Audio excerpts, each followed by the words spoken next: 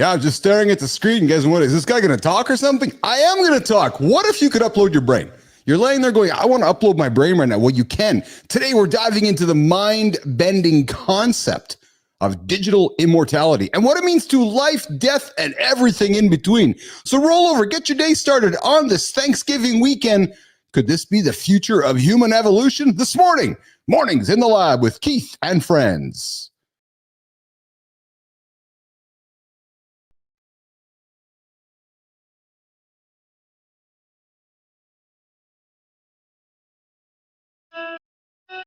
Welcome to Mornings in the Lab, where excuses. When something negative comes up. Building muscle and feed. Blood flow. Nobody is expecting, John. If the lady's saying that, you're just Entertained by fun over here. How if I slept? Has my sleep been good? That's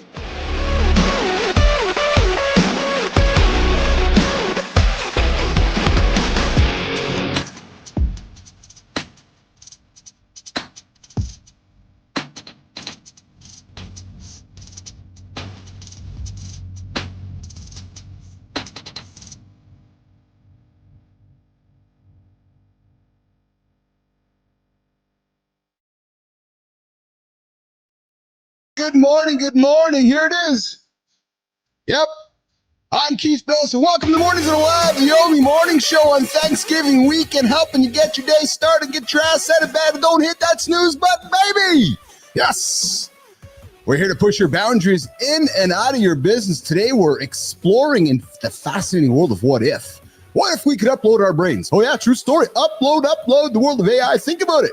The ability to back up your mind, live forever, or even exist in, hell, multiple places at once. Could you imagine that? Just all over the place constantly? We've got Mike Hancock joining us here today to sharing his insights on pushing boundaries in business and the value of having a daring mindset. Later, AJ Zeglin joining us from somewhere in the world as he's traveling around the planet. We're here for the Mindfield segment. We're going to talk about traveling in this crazy world of Thanksgiving weekend. We know it's a pretty stressful weekend of travel, so we're going to dig into AJ and how we can help you guys travel stress-free. Does all this sound interesting to you? Because if it does, I invite you to subscribe to the channel. Oh yeah, 8 o'clock Eastern time, Monday to Friday, the only morning show to help you get your ass out of bed. Wow, I feel like I'm the rap god talking that way. Anyways, subscribe to the channel, like the channel, tell your friends you discovered this goofy little fella. That's what John Andersen calls me. Oh, speaking of John, he's just over there, and so is Marty's over there, Flynn's over there, Rich Ingram's half asleep over there, and producer Jimmy, busy pressing the buttons. Anyways, Jimmy, let's pivot and bring everybody up on screen here. Let's see if Richie Rich is up. There's Marty in the black on black. Johnny's in black on black with the black painters kept. Flynn's in black on black, and Richie is mixing it up with the gray. Hello. Yeah, and I'm in black on black with the red hat. How is everybody today? Good morning, everybody. I know that Johnny and Richie are carrying a little bit of coffee this morning to wake them up. Yeah? Is that how I'm tired or not, coffee's the same. I came to the table with a 99 and energy. You guys are all coming with twos. With what? What was that? I'm sorry, Keith. Are you sad? Well, no, Flynn's bringing a 3 or a 4. I know Marty's bringing a 9. I'm on 1,000, man. Come on. There you go. Marty's bringing. I got my coffee too today. We're pretty. We're good. Oh, you're talking a 2 like a rating, like a scale of a rating? Yeah, 2 out of 10. He's giving you a 2 out of 10, Johnny. What do you got to say? Come on, there's that doesn't even Looks are deceiving, man. My score only goes down to like a 7. I'm 7. I'm 7, and my scale's even got like a goddamn 11 or a 12. So I'm existing somewhere, in that top end of the range. I don't even the bottom end of the range doesn't even exist in my world. I love since Richie and Marty. Ever since we've been hanging out with Johnny Flynn, I've developed this new language. Right, just like this new language, new benchmarks, new ideas. Like Marty, what's a 2? Like not a 2. I'm a 12. What? He knew exactly what you were talking about. Yeah, I know. Well, I just wanted to make sure he's he's a little extra nutty today, so I want to make sure there wasn't some sort of a weird underground Canadian language he was speaking that I had to decode. Yeah, sometimes the Canadians, they speak a little different. It's English, but it's different. You need to stop blaming it on us. How many times I got to tell you, Marty and John? It's not us. He is an anomaly. So Richie came to the table this morning and you said you didn't sleep last night or you had trouble sleeping. And listeners, guys hanging out with us in the morning that feel the same way. Good morning, Jack Dugan. I see you over there. Good morning. Jack's going to join us Monday morning. But Richie, why the challenging sleep last night, brother? I think I ate too much too late. That's what it is. I ate a ton and then I crashed. Yeah. My body had no time to digest anything. And I woke up a few hours later and I'm like, oh my God, man. I'm sweating in bed. I can't go back to sleep. I'm trying to listen to sleep music. I can't even picture that. It's like food pollution. Yeah, I know what you're talking about. You give the body this big job and then you expect it to relax. It doesn't work that way. But Johnny, let's talk about that for a second, brother, because I know you and I have talked, and I know you've had clients say to you, and I believe you subscribe to the philosophy that if you need to eat before bed to help you sleep, because you're not a guy who wants you to get hungry, like feed the metabolism, feed.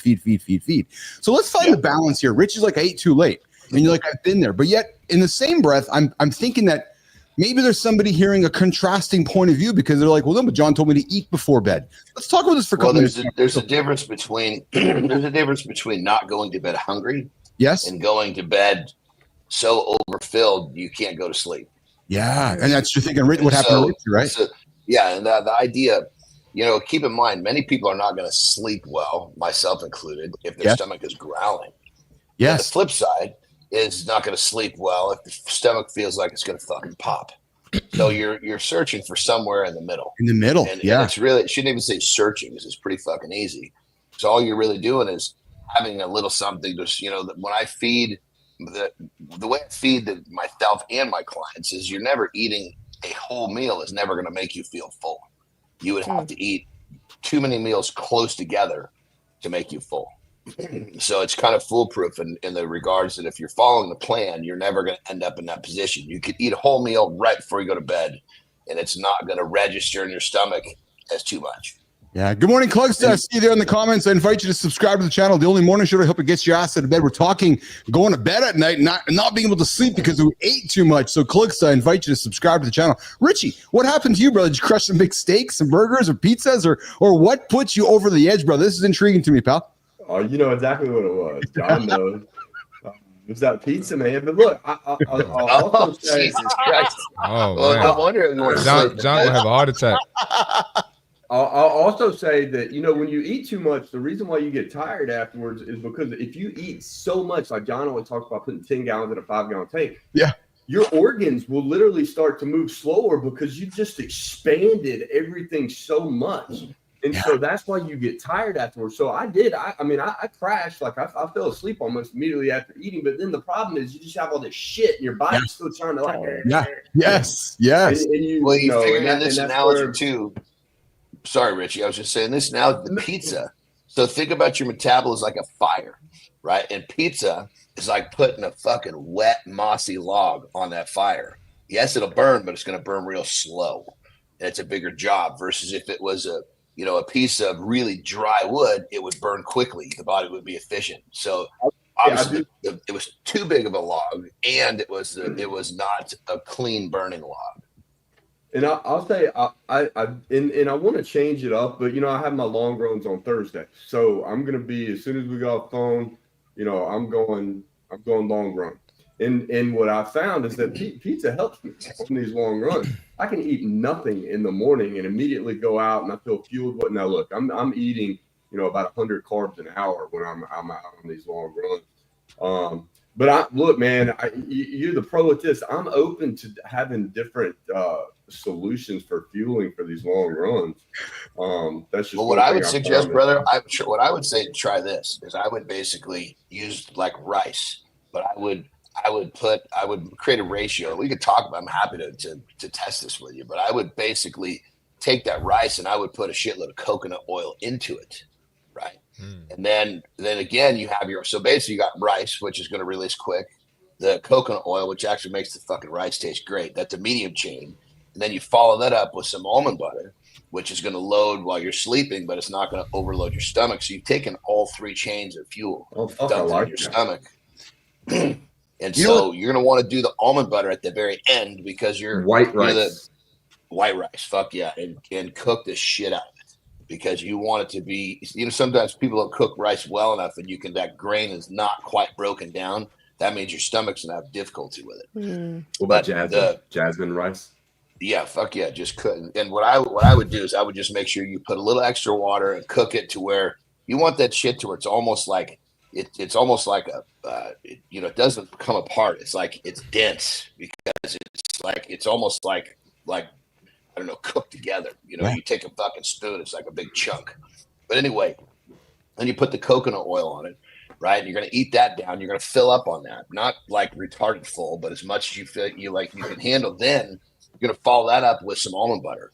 Now the beautiful thing about that is 4 tablespoons is not that much in volume, but it's a shitload in terms of caloric value, essential fat value, which your body can use very easily.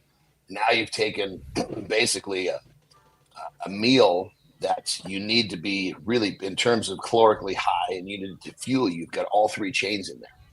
And then really all you got to do is decide, okay, well, do I need more of the rice or do I need more of the coconut oil? Do I need more of the almond butter? Because it's going to kind of hit you in phases, so to speak. Or you feel you need more out of the gate. You feel like you're losing it at the tail end. But if you're eating 100 calories per hour, this should just create a really good foundation that's going to be.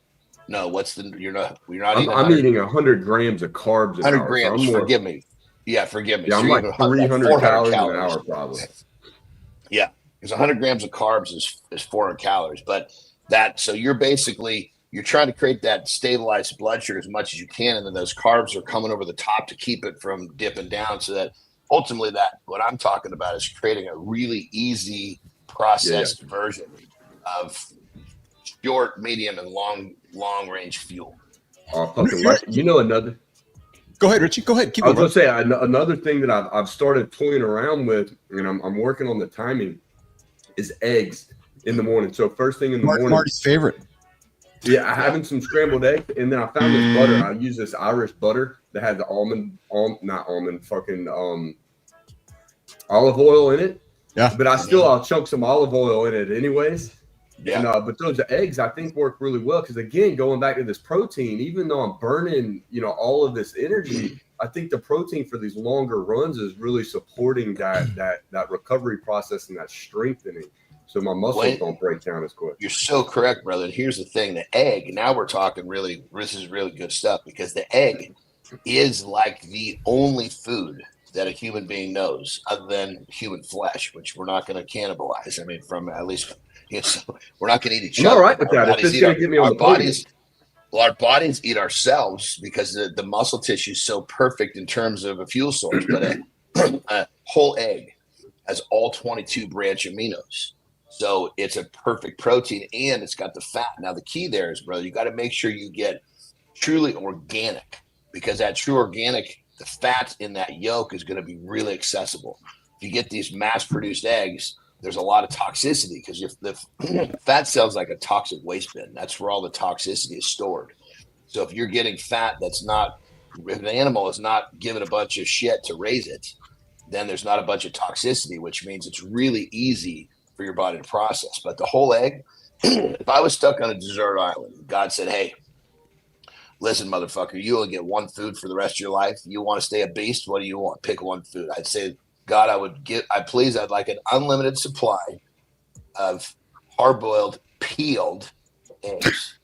Look, I think we're onto something. I don't want to eat the goddamn shells for the rest of my life. I think we're onto something just because everybody always confuses, me included, protein with lifting and strength. Yeah. We're not with, hey, I'm running maybe 5, 6, 7 hours at a time and training.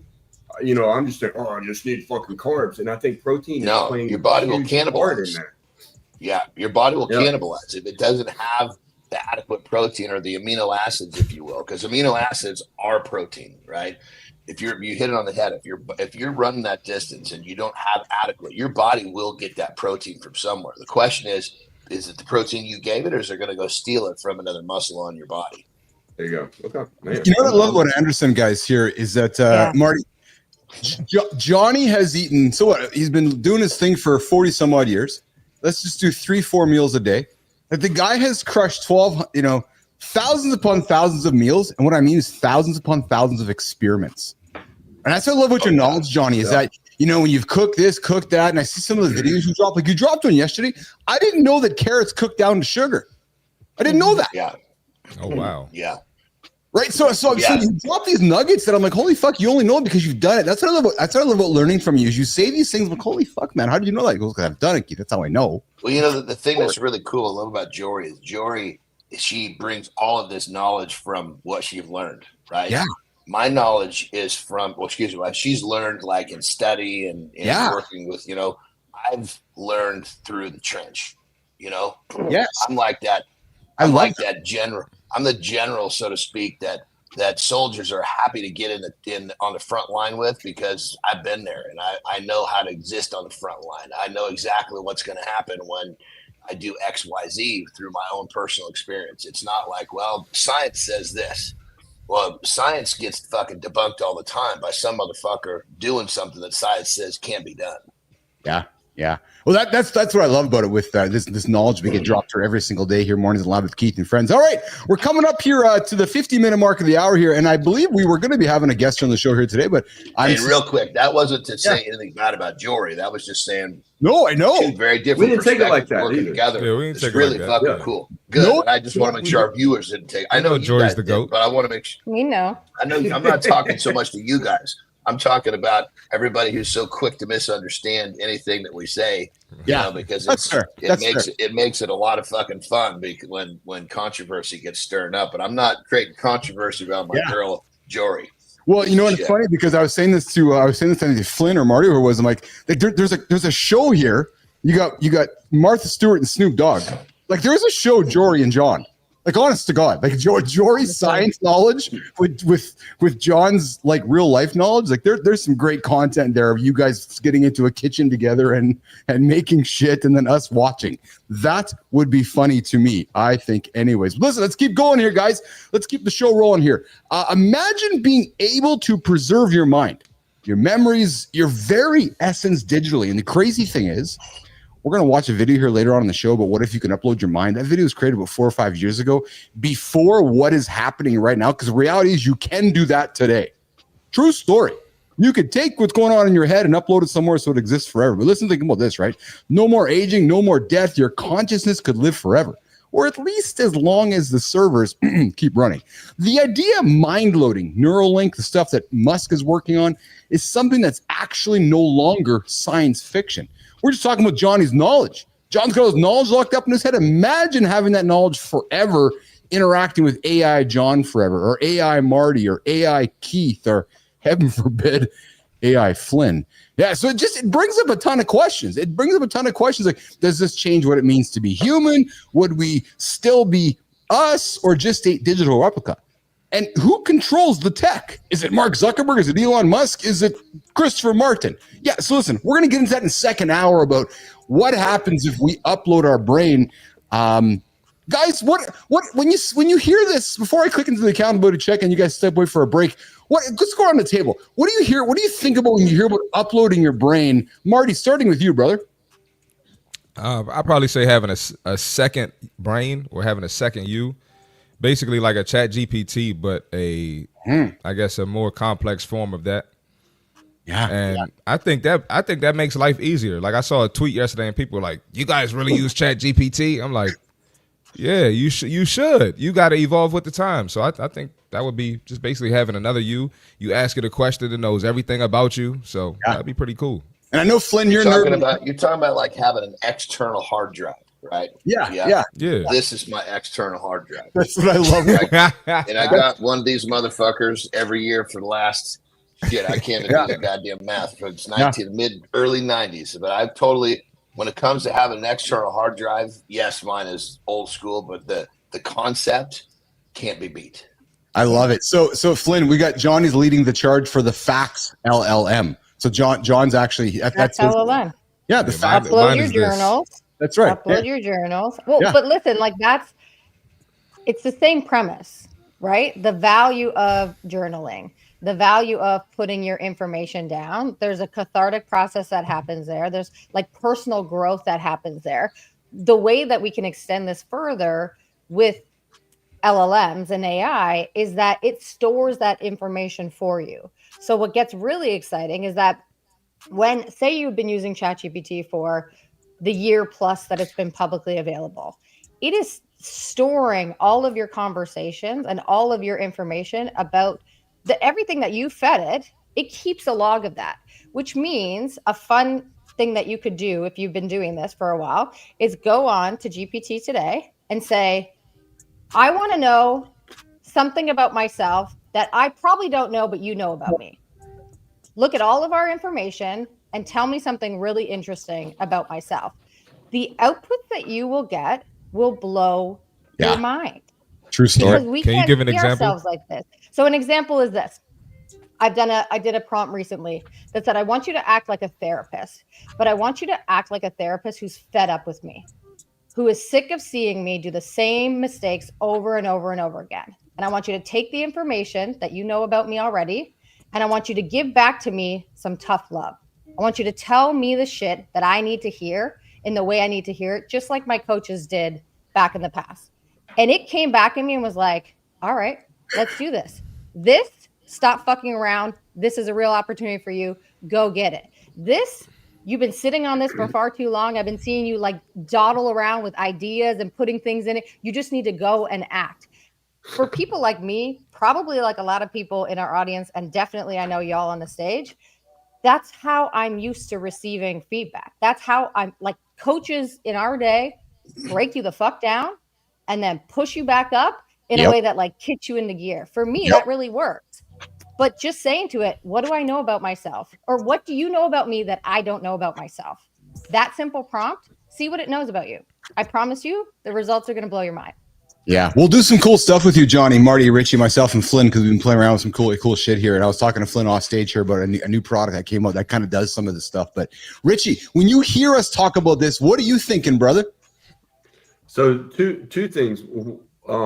I'll go with the first one. That's not as argumentative. But if there's a feedback system to where like, okay, everything that I'm doing is stored in this external hard drive, but then I can immediately access it at any point in time. So there's feedback. That would be fucking amazing. But the second thing is, this is going to make us into idiots.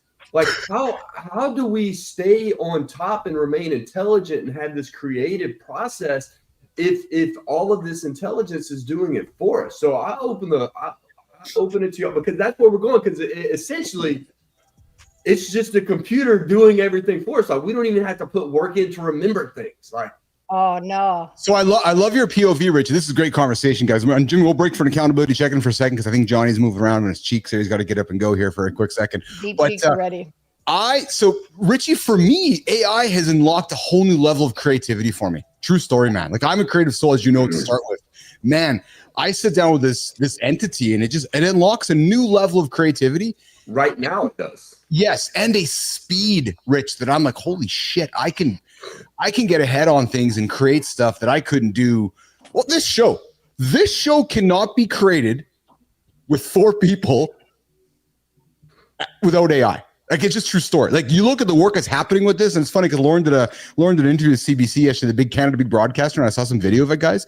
Big studio, big infrastructure, all this shit, and I'm like, oh yeah, there's Johnny in his hotel room, there's Rich in his house, there's Kristina in her house, there's Marty, and we're doing this show the same thing as the big broadcasters, powered by AI. So Rich, that just leans into some of the things that we couldn't do even 6 months ago, a year and a half ago. So you raise a valid point, but I think it unlocks a whole new level of creativity, Richie.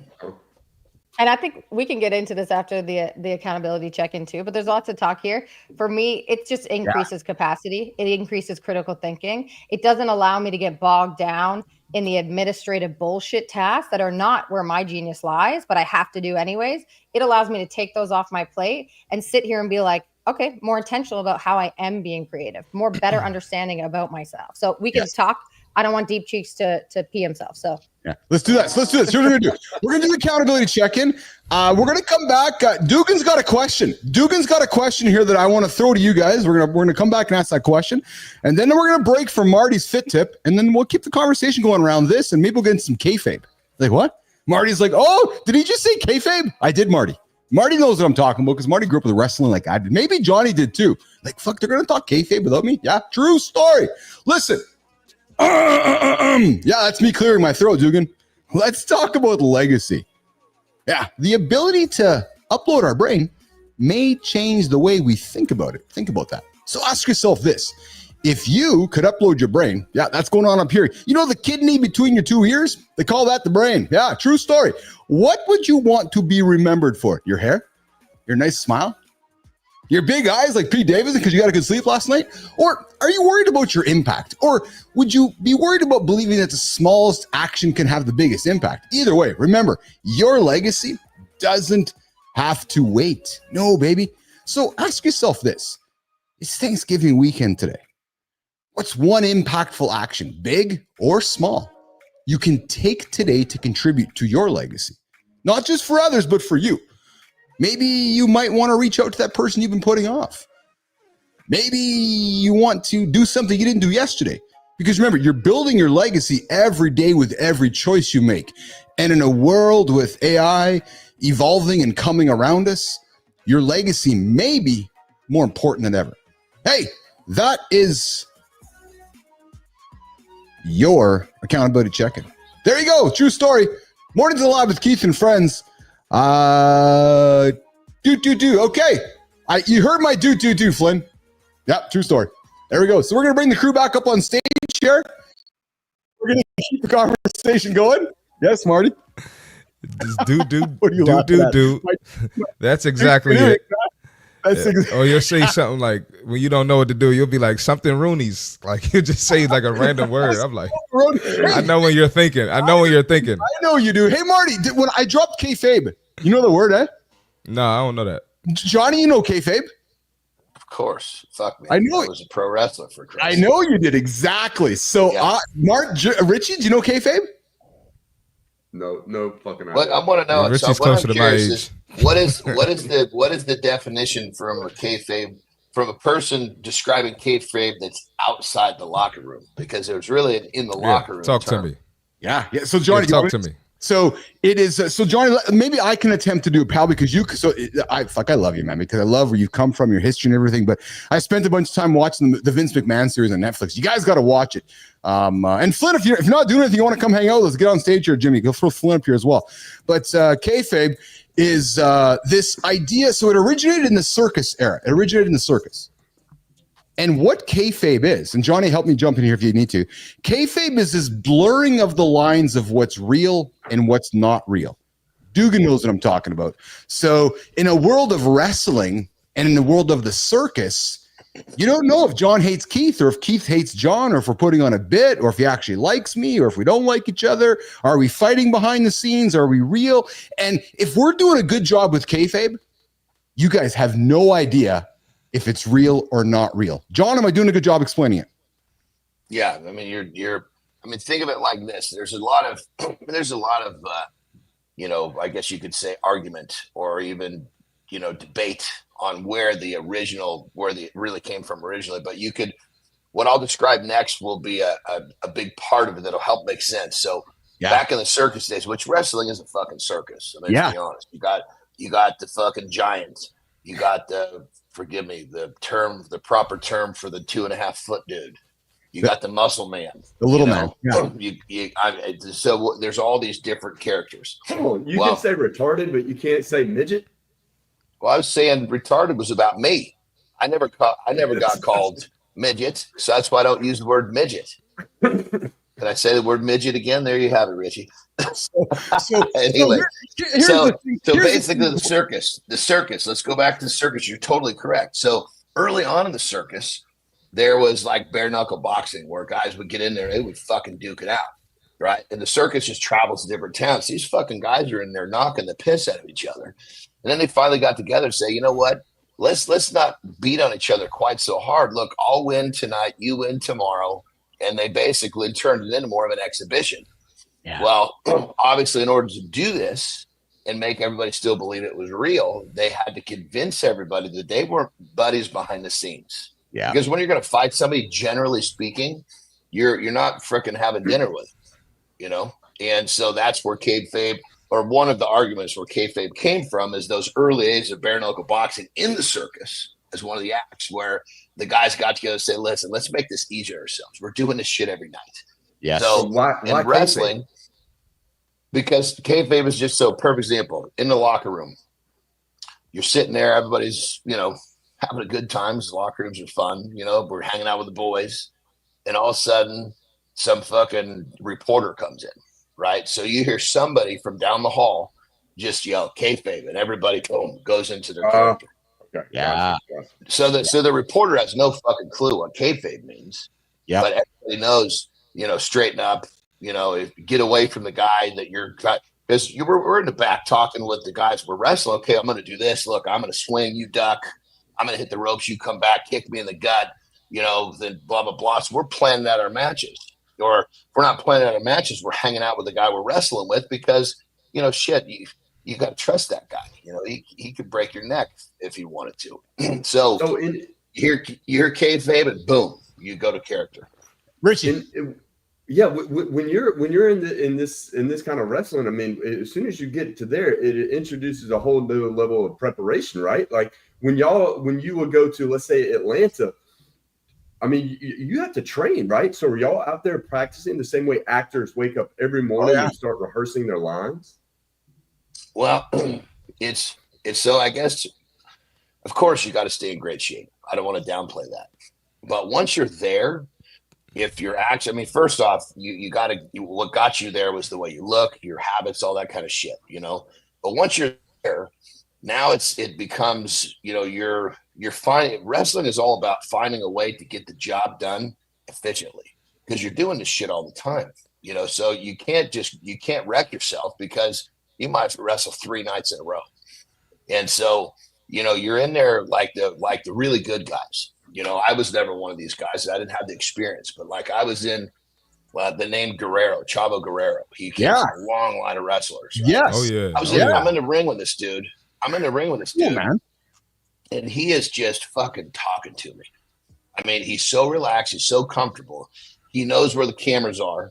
So he knows that if he's not facing the camera, he can talk to me. And he's not, you know, he's like, get up, come this way, 3 steps this way, down. And nobody can tell he's talking. He's just fucking carrying a conversation in there.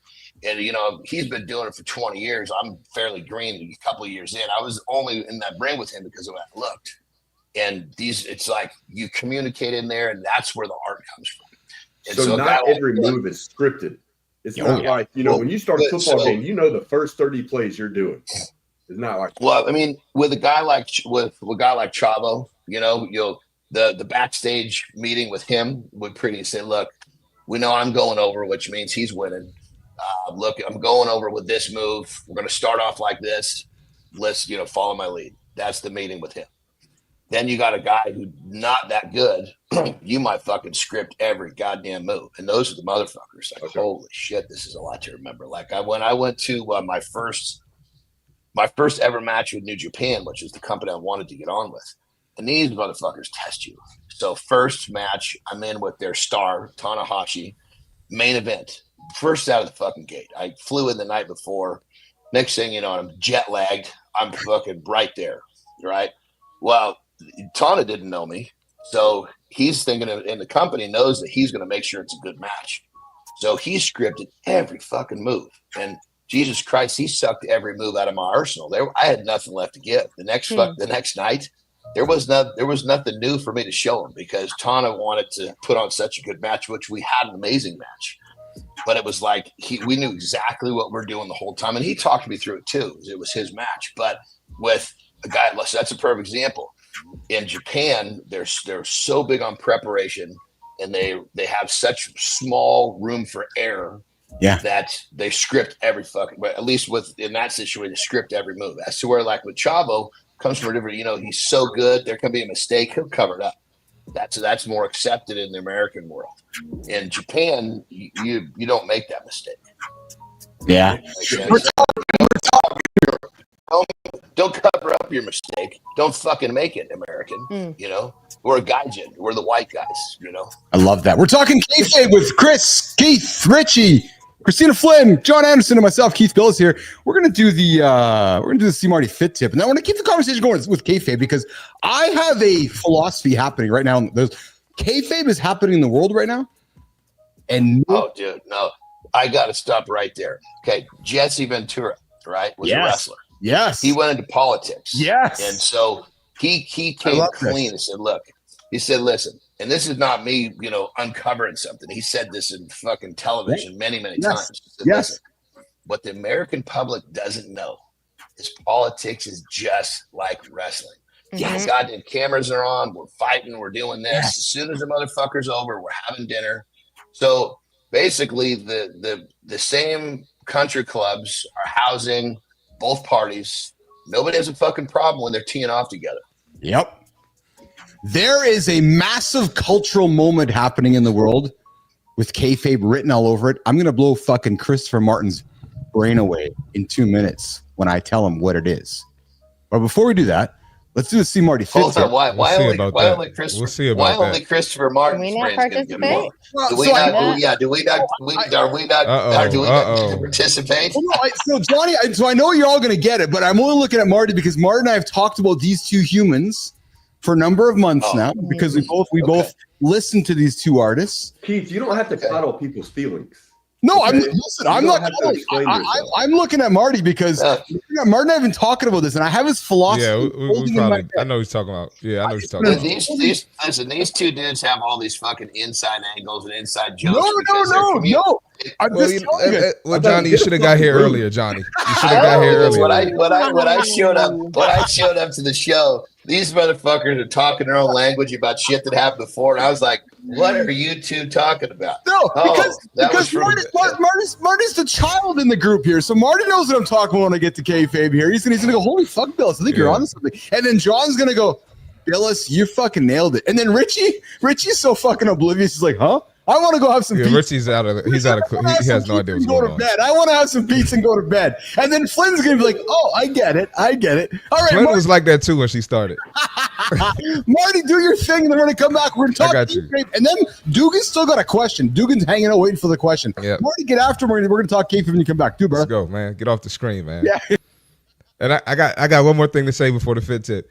Keith likes to bring up old jokes and not give any context to the new person. So Johnny, Flynn, and Richie, I apologize. I'll give the context. Anyway, today's fit tip. Staying fit after 40. Some simple moves to stay strong and energized, all right? When you want to maintain your fitness after 40, it's about strategy. You got to have a foundation and you got to have a plan, all right? Your body has different needs now, so your workout should be different. Your workout should reflect that. All right, embrace compound movements. That we talk about it all the time. Squats, deadlifts, bench press. They're going to target multiple muscles. It's going to save you time, build functional strength, and burn more calories. All right, combine strength and cardio. You need both. You can't just do one and not the other. All right, so you got to do some weight training. You got to do some aerobic exercises. This combo is going to reduce health risks and boost your endurance. Invest in core and mobility work. All right. Get the crunches out of there. Do some planks. All right. Do some farmer's walks. Do things that are really going to challenge your core. And as far as mobility, stretch, warm up, and do mobility exercises. Now, I know it seems corny, but your joint health and flexibility will go away faster as you get older. So don't overlook these things. You know, before you go grab the knee brace, check your mobility, check your foam rolling, check your stretching, check your flexibility, and prioritize recovery. Take a rest day. Take your butt to sleep. Don't be like Richie, be up all night and can't sleep. No, I'm playing Richie. But rest days are essential for your growth, and it's essential for your injury prevention. That's your fitness tip for today. Hey, with Christopher Martin, we're just throwing each other all under the bus this weekend. We all love each other. That's how we show affection here. Hey, I see Zeglin sitting there in some fucking hotel room on the planet. Let's bring Zeglin in too if he wants to come hang out with us, because we're talking kayfabe. Dugan's got a question. I know Zeglin's probably got an opinion on as well here. We got a bunch of folks here on the screen, and good to see everybody. Hey, we're off track here. So Andersen, we'll do your lifestyle tip here at some point, and Flynn will do yours. We're just going to keep going here today. It's a fun Thanksgiving, baby. Some fun weekend here. JJ, how you doing, brother? Good to see you. Did you get some good sleep last night, AJ? Yeah, it wasn't bad. It was. It was okay. No, it wasn't good, was it? It was all right, man. It's just still a little bit of a time change difference, you know. I'm up 2 hours earlier than I normally would be, right? So I lost 2 hours, but I'll find them. Brother, I understand. I was up 2 hours later, so I'm exactly with you, brother. I'm totally get you. Where you at, AJ? Where you at, AJ? Oh, I am currently in LA for my son's hockey tournament. So I am in El Segundo right now. Oh, just down the road. You're normally where? Sorry? Where you at normally? Oh, I'm normally in Winnipeg with Keith. Just down the road from me. Okay. Yeah. So he's actually closer to Andersen right now. You guys are down the road from each other, Andersen. You can just probably go walk on. I came kind of north because I'm at Pebble Beach right now. Oh, there you go. All right, okay, listen. So I have a philosophy about kayfabe, and it's happening in the world in front of us right now. All right, so team, here's my philosophy. Here's my hypothesis. So we live in the attention economy. How do we make money? With attention, and we want to get everybody's attention. There are two artists right now who I suspect are best friends behind the scenes, but are creating the greatest cultural kayfabe moment for this generation. That's why I'm looking at Marty and Marty's generation and the younger generation. And I'm talking Kendrick Lamar and Drake. There's absolutely no doubt in my mind what's playing out in front of us is complete kayfabe. Why? Why do you think that? Because what just happened this week? Let's Are we supposed to know what those two people are? I'm going to. They're singers, brother. I'm going to articulate this. Yeah. So I've heard of Drake. Music artists, forgive me. Marty. So we got Drake, one of the biggest rappers from Canada, one of the biggest artists. We got Kendrick Lamar, one of the biggest rappers from Compton, and they allegedly hate each other. But last year, Kendrick drops a big album and a big song called what is it? Like Us, right? Not Like Us. And it becomes the biggest single of all time. And what does? It disses Drake the entire song. Johnny, the wrestling in the ring, and he's beating the motherfucker up, right? And it becomes the biggest single of all time. And then Drake drums some tracks, and they fight. It's like a wrestling match. They fight. They drop track after track over 3 weeks. They drop track. It was a battle. It was a rap battle. Back in the old days when Tupac and Snoop and Eminem, they had rap battles, right? East Coast versus West Coast, right? And it was attention, and they fucking killed each other. The rap world was rap battle. That's how they got attention. But now, how do you do that today? You don't go kill people. There's no East Coast versus West Coast. But earlier this year, they dropped some singles. They had attack songs. I dropped a song, Johnny dropped a song, I dropped a song, Johnny dropped a song. It was like going after each other. And then Kendrick drops the big single last summer and goes through the charts and just fucking pummels Drake into the ground. Okay, good, whatever. The kayfabe continues. This week, 2 months ago, who's going to be hosting, who's going to be singing at the Super Bowl this year? Kendrick Lamar. Exactly. And then what just dropped this week? So this week, as the news has quieted down, so I'm a PR guy, I'm a media guy, I'm a nerd too, right? So I kind of pay attention to shit. So the Kendrick announcement was amazing. You're kidding me. Really? No, I'm not. You are? Yeah. So Kendrick dropped the announcement a month ago that he's headlining Super Bowl. This week, ironically or coincidentally enough, Drake, because the news has died out in the last month, but this week, coincidentally enough, as we're heading into Super Bowl season and we're heading into Thanksgiving weekend, Kendrick's Super Bowl appearance is on the same day as Drake's tour starting in Australia on February 5th. So on February 5th, when North America is looking over here at all the news and media attention being driven by Kendrick, there's going to be a bunch of news and attention being going over here with Drake. So my point is, what's also happened this week, you guys, is Drake's numbers and Kendrick's numbers have done what on all the streaming platforms, and what's happened to their bank accounts? Marty, you know the sound effect. Because every time they come up in the news, they cash the checks. So, Johnny, the idea of kayfabe is playing out in front of culture right now with two of the biggest artists in the world. Because I think it happened like this. Hey, Kendrick. Yeah, it's Drake. Yeah. Hey, man. Fuck, man. I don't want to rap battle you. I think you're great. You're a great rapper. Let's go and fucking hurt each other for 8 months. We'll go make a fucking $1 billion, and then we'll just kind of go back to normal. Because that's how it works. That's just my whole prediction. There you go. So, Marty, what do you think of my philosophy, Marty? No, you're absolutely right. You didn't even bring up the fact that Drake is suing Kendrick Lamar this week. You didn't even bring that up. That's what happened this week. Yeah, so this week, so Drake is suing Kendrick this week for what happened, even though, Marty, to your point, they're not actually suing them, right? There's just news that got released this week because they're alleging that it was all there's a bunch of fake music plays and fake news happening. But again, Marty, I just find it fascinating because I think it's all kayfabe. Marty. Yeah, no, I think it's a great business move. So I would do the same thing if I were them. You know, who cares what everyone thinks? Who y'all can think whatever y'all want. You know, let's cash this check. There you go. And AJ Zeglin, I feel like this is a conversation you and I would have in the gym over the years. What is your opinion on Uncle Keith's philosophy on this? Yeah, I mean, you're probably right. I imagine this exists to a certain extent in a lot of different areas. I didn't realize the depth of which this one was going on. As you know, Drake is one of my least favorite artists of all time. That's why I asked you the question. So I just try to I just try to really not pay any attention to it at all. So I haven't really been following it that closely. So I didn't realize that these things were all kind of coinciding with one another. But yeah, I mean, I definitely feel like people use stuff to build up. I don't know. Hype it up. Yeah. Build up hype, build up whatever. So it gets more interactions. And I think, probably gets more interactions if it has more of a negative slant to it, right? So if they don't like each other and they don't want to, then anything that's negative is going to have more interaction, more clicks, more likes, more whatever, So I guess it makes sense. Yeah.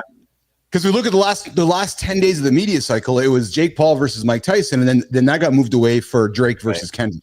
Right. So in the world of attention, that's how it goes. But anyway, let's put that aside. Let's keep the conversation going. We're going to ask Zeglin about his travel philosophies here in a minute. But before we do that, Dugan's got a question for the team. Guys, Dugan's got a question. So, Johnny, I'm going to throw it to you to start with. But Jack asks this question. He's like, should I be training on an empty stomach?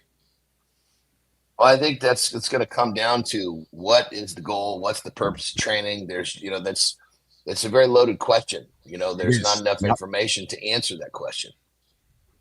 Yeah, and I think I would agree with that as well. I think it's a loaded question. It really comes down to what's working for you. What's your preference? I train on and the goal. I mean, what's working, but also what's the goal? If the goal is to if someone recognizes that, hey, they actually eliminate body fat faster or something like this, then that's what they're doing. Great. But what if his goal is to put on muscle?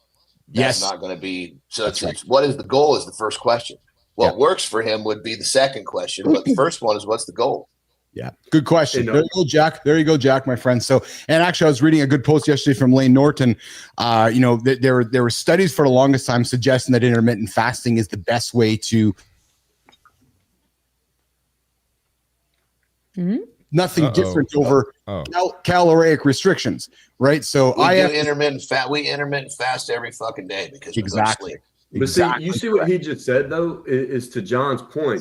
Jack's saying he feels sluggish if he eats before a workout. Well, then don't. I mean, that's how your body is reacting, right? So change it up. Maybe that's just how you work, how your body works. For running, if you're running. A lot of people wake up first thing in the morning, go for a run. They want to run in a caloric deficit, either A, to burn fat, or 2, to become more efficient at burning. My only suggestion from a running perspective is if you're going more than an hour, you need fuel. But it's all how your body works. So I didn't within that question, Keith, when you said I don't believe you included, or I didn't hear the part about him feeling sluggish. So obviously he just said it. He just threw it on. Okay, perfect. Because if that was part of the question, now there's information to actually play with. But you know, we'd still want to know what the goal is, because if he's trying to put on muscle, I would say, okay, let's scale that amount of food back just enough that you don't feel sluggish, but we got to constantly feed. Yeah. There you go. All right, let's speaking of this, let's bring Zeglin onto the stage here and talk about stress-free travel. We got AJ, our mind fuel expert, kind enough to get up early this morning to hang out with us here, Mornings in the Lab with Keith and friends. AJ, there's a lot of people traveling this weekend, and travel for much of us is stressful. Yeah. How do we make travel less stressful? I know it seems so cliche and so simple, but again, this show is about kind of prompting the neurons can go, oh yeah, I'll just kind of do that a little differently today. I'll go have some more protein. I'll go to bed earlier. But AJ, let's talk about traveling stress-free. You're traveling with the family. What are some things you've learned, some ideas? Let's get into the idea of traveling stress-free. AJ Zeglin. Yeah, I mean, I think the regular tools that I employ to try to reduce stress in my life kind of apply to travel as well, right? I like to try to keep real simple rules that just apply to almost every aspect of everything that I do. Yeah. So the foundation's always going to be with my sleep and nutrition. Obviously, if I'm well rested and I'm well fed, I can regulate better, right? So if I'm getting frustrated, if I'm getting angry, if I'm getting anxious, I have those negative emotions that I'm dealing with.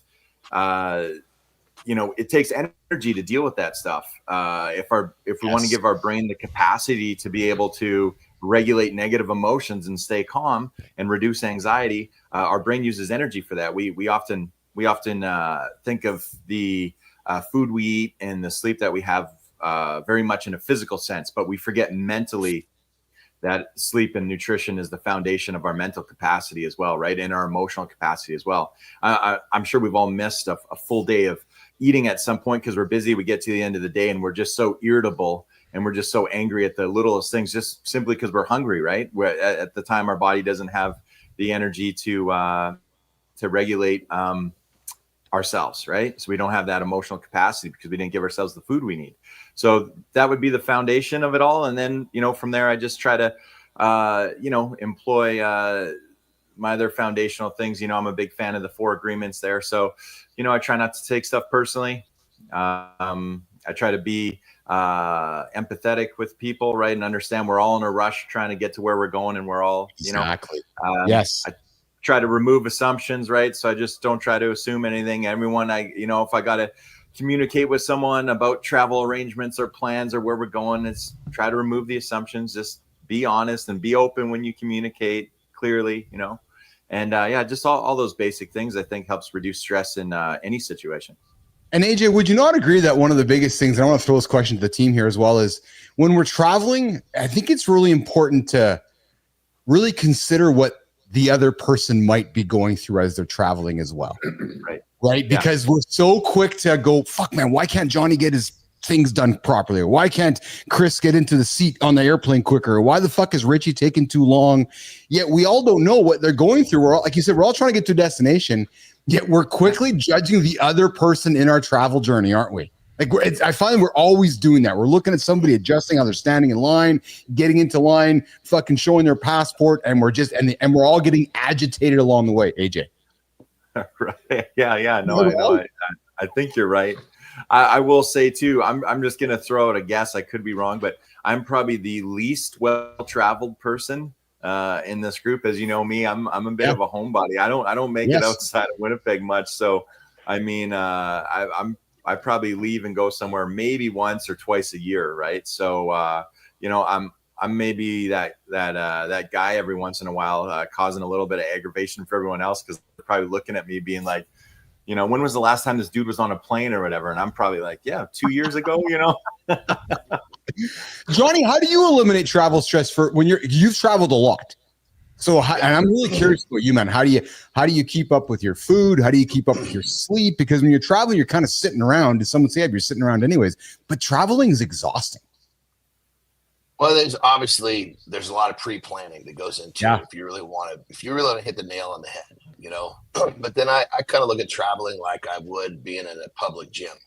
There's a lot of people running around that are doing the best they can, and that's it. And sometimes the best they can may not be what's the best for me, but they're doing the best they can. And it's I don't even try to really figure out why is this person doing what they're doing. They're in my mind, everybody's doing the best they can. And it's real easy for me to kind of let them do what they do. And I maneuver to do what I do, and it's over, because I don't like to get focused on, and granted, for many people, boy, understanding the why that person's really frustrated. He must have had a bad morning. I forgive it. And that might be really helpful. For me, that's a waste of my brain space. Hey, he's doing the best he can. Let's me focus on what I'm doing next. I like to, as you say, I'm a time efficient creature. Figuring out somebody else's why doesn't help me. Yeah, I'm happy just to forgive them and let them do their thing. They're doing the best they can. Done. Yeah, I'm finding a better way to do what I got to do, because that person got in my way, because they're doing the best they can. Yeah.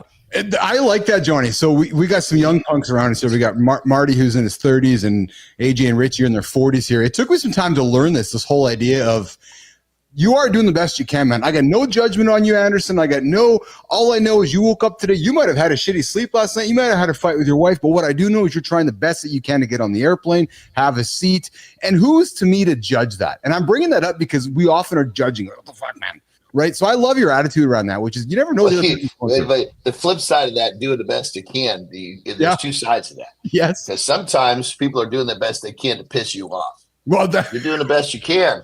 I'm still, you're doing the best you can. Doesn't matter what you're trying to do. You're still doing the best you can. I'm going to do what I'm doing over here. Yeah. Because, it's just for me, it's just a simple way to take something, file it away, get it out of my way, so I can keep my energy and my focus moving in the direction I want to go.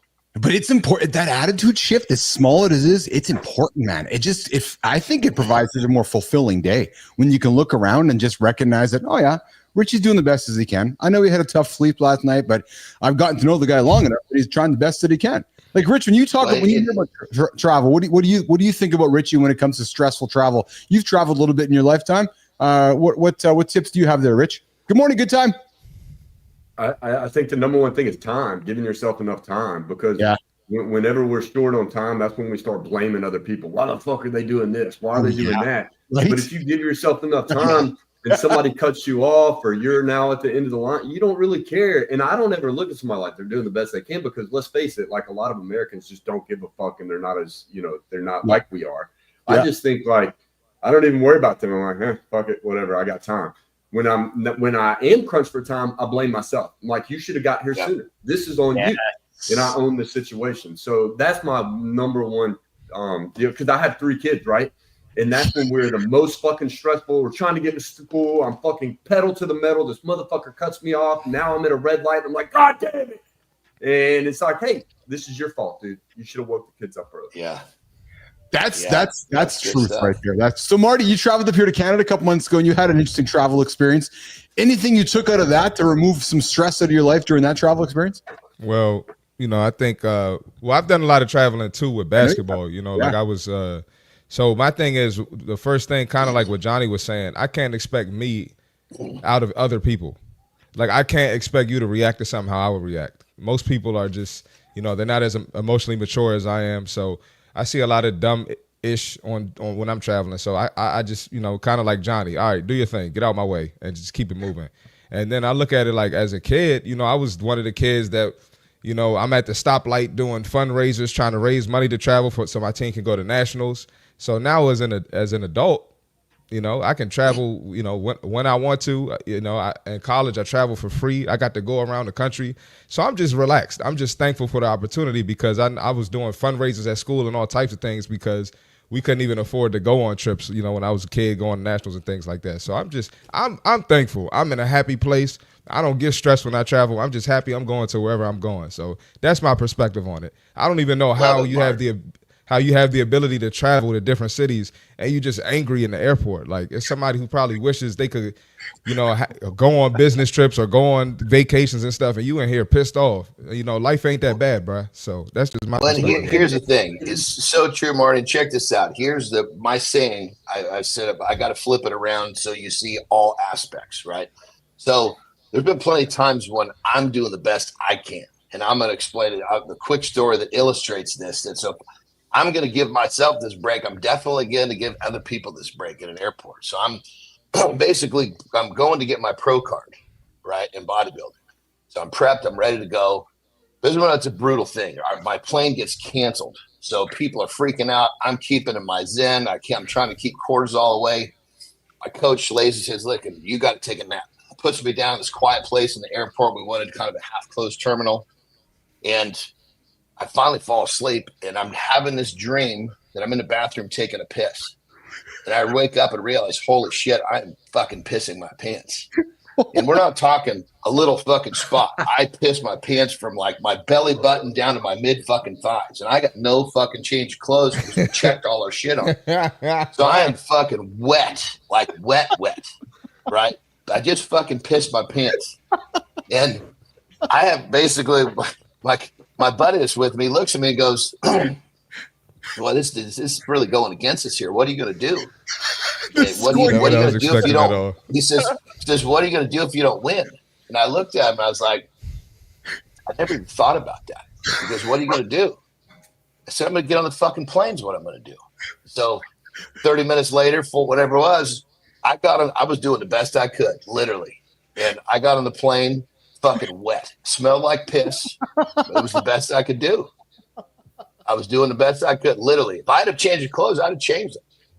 But there was no change of clothes. So when I'm sitting next to somebody and I smell like piss and I'm wet with my own piss and I was doing the best I could, I am surely going to give somebody else a pass and say, yes, he's doing the best he can. I don't know how to follow that up. Oh, hold on. I feel like my pants are wet right now. I'm just doing the best that I can because I've just pissed myself and I don't know. We had the funny thing of that dream. I'm dreaming, right? I'm in the bathroom and I'm peeing and I'm like, God, it's getting warm in here. I'm starting to sweat. Well, that was the warm piss coming all over me. But in my mind, I'm in a hot bathroom taking a piss in a urinal in the dream. Where's Tina? Crazy. I had those dreams all the time, but I've never actually peed. You know, well, what dude, I mean? when so at that point I was hypersaturating, so I was doing like 4 gallons of water a day. So I'm peeing like every fucking 15, 20 minutes. And I'm not peeing a little bit, I'm peeing a ton. So when I say I'd fucking piss myself, I pissed myself. Where good